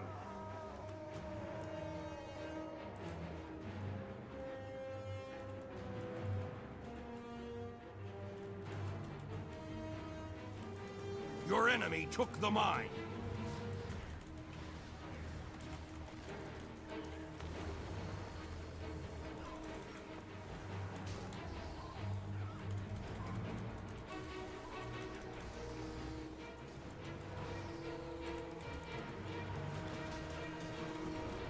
Dude, this guy's just like bombarding the entire area and we can't hurt him. The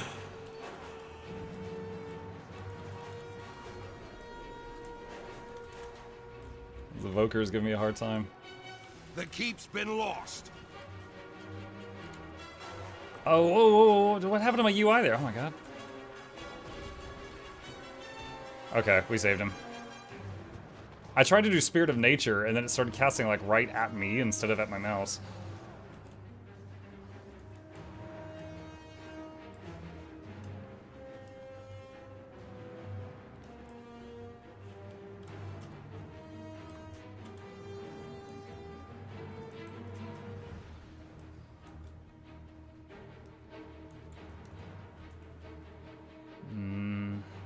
It's mid, so I'll do a full cap. I believe the range indicator for Untamed Pet Port is based off your location, but measured from pet's location. Huh.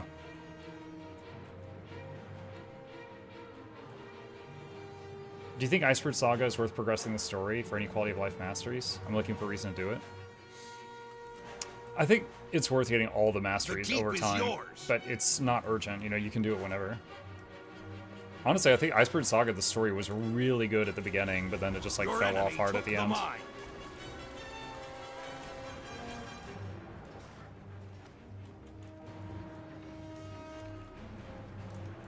Okay, I mainly did that to heal the other person.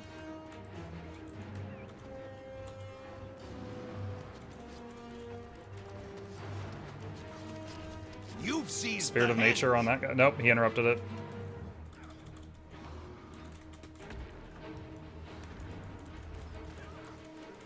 You've taken the mine. Man, he was CCing me constantly. I couldn't do anything. The keep's been lost. Usually, if a warrior CCs me to just constantly, it's a spellbreaker. It's surprising to see a berserker built that way. He was running hammer.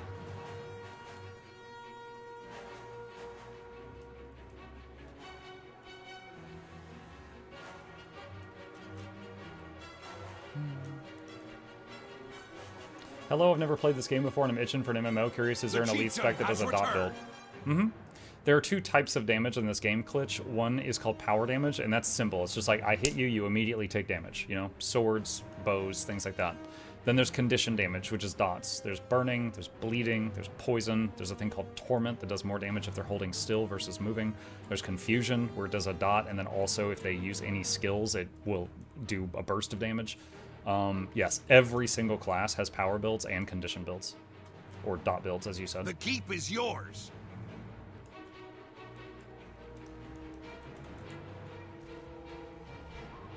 Svanir's return. Huh, Wisp is on cooldown, didn't connect with the guy.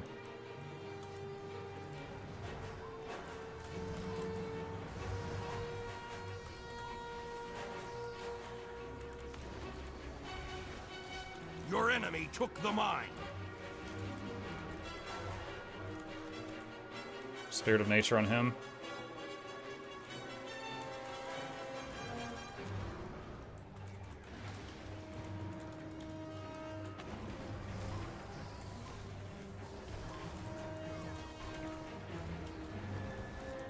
Your team is victorious. Flash map GG. Okay, we won, but...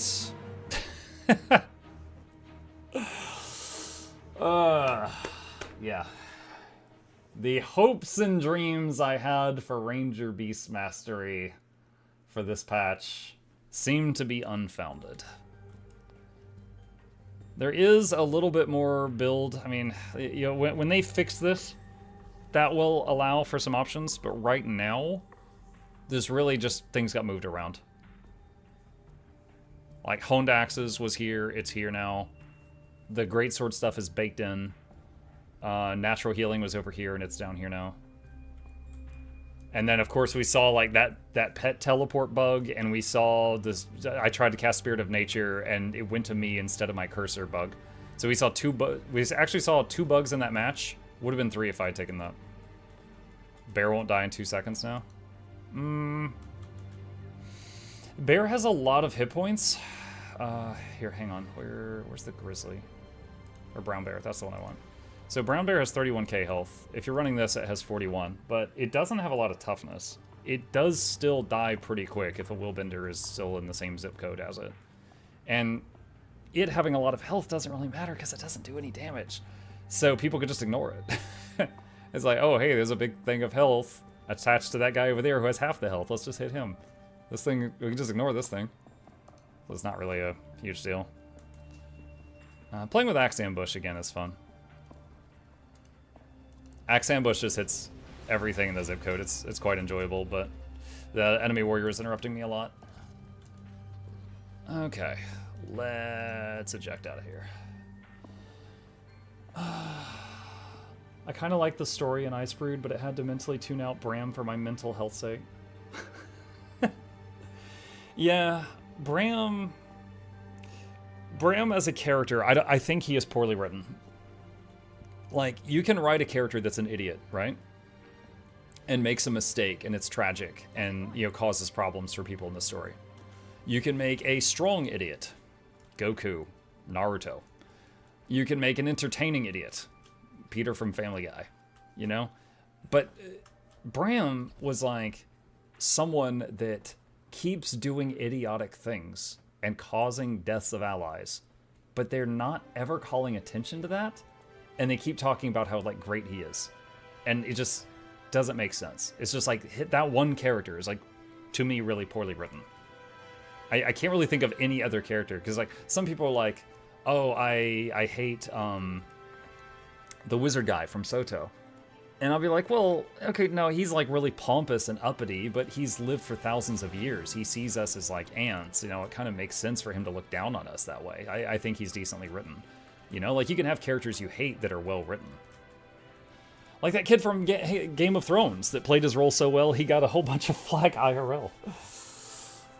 I had a stubborn friend like that IRL, so Bram felt believable to me. Oh, okay.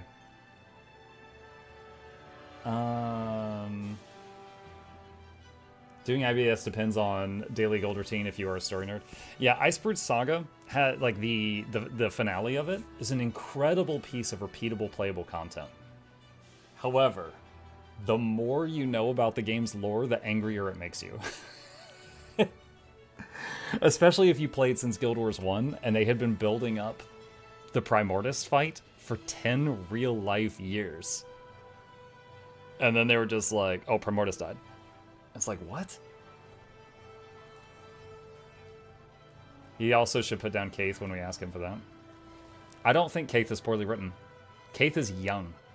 Kaith is, like, how old is the oldest Sylvari? 10, 20? And they pop out, like, full human size, like, full-grown human size, and are just expected, okay, go live your life. Like, they're very naive. And I think, like, I think Kaith is actually decently written. She was extremely naive and gullible early on, and she's grown a bit, and she's still a bit naive about the way the world works, but she's definitely, like, aged since the beginning. I think she's okay. Mug, is it okay to use RTBS after the update? Mine didn't break. I can't promise that yours won't, but mine's still fine.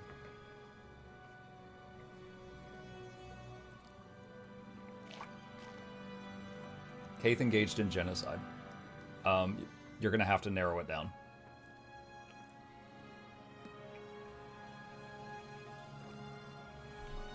Cheers? Sure. Versus the Centaurs? Oh, yeah. I mean, I was like, does he mean when Mordremoth took control of her and then she tried to kill lots of people? Like, we're gonna have to narrow it down. She's killed a lot of people. Like Kaith, even in the books when she was only a couple years old, was very, very good at killing people with daggers. You know, she is very good at stabbing things, and she would many times kill things that you probably could have just de-escalated the situation, because she was like, oh, well, here I go stabbing again.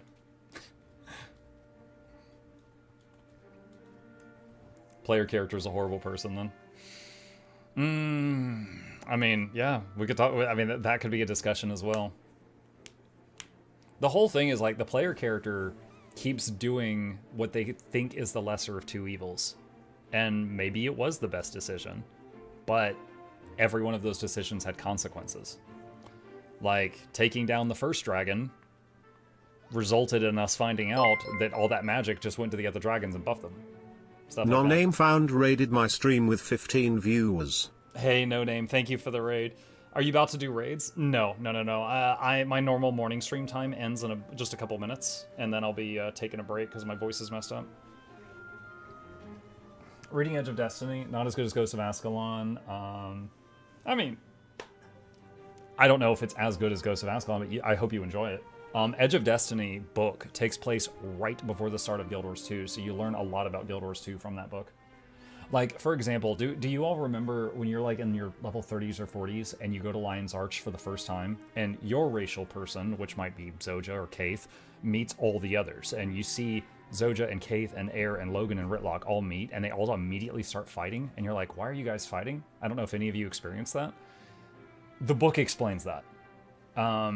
If you read the book, you immediately understand why they're all immediately bickering the moment they meet up in Lion's Arch, when you first meet the whole gang.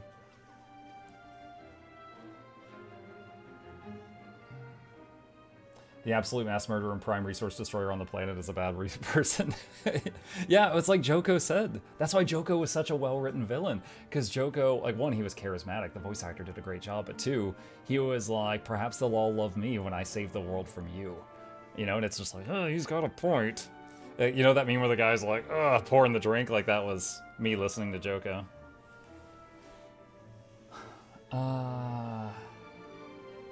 Let's see, pretty sure my dislike of Kate stems from being forced to play a class I did not pick for several story episodes. I admit it isn't fair, but I still am annoyed by her.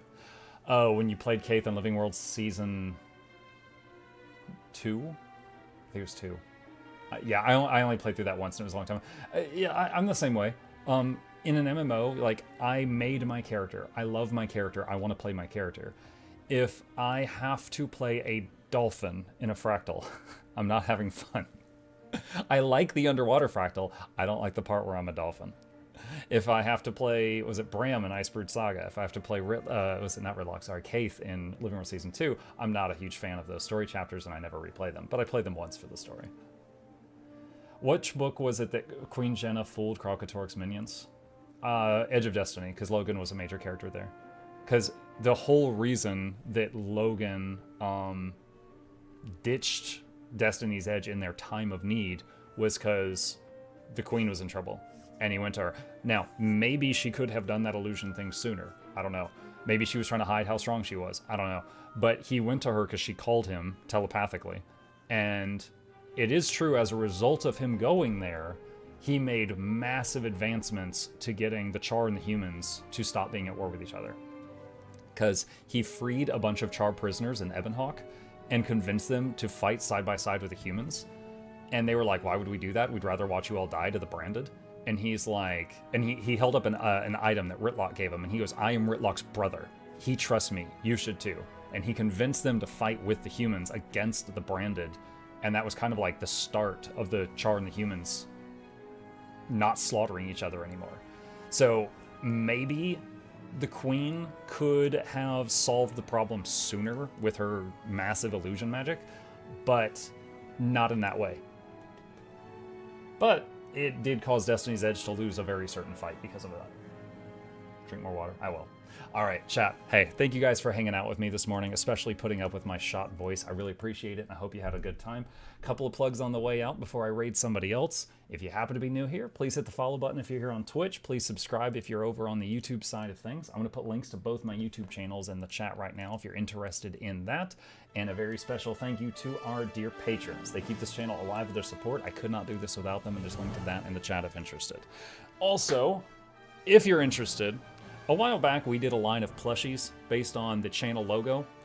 There is one being given away on our Discord right now, and I'm paying for the shipping. I've got an extra one, and I'm going to sign it and give it to whoever wins. If any of you are interested in just a cute plushie, join our Discord. There's a giveaway channel where that is happening. All right, shilling complete. Thank you for listening. Let's see who needs a raid. Let's see who we got.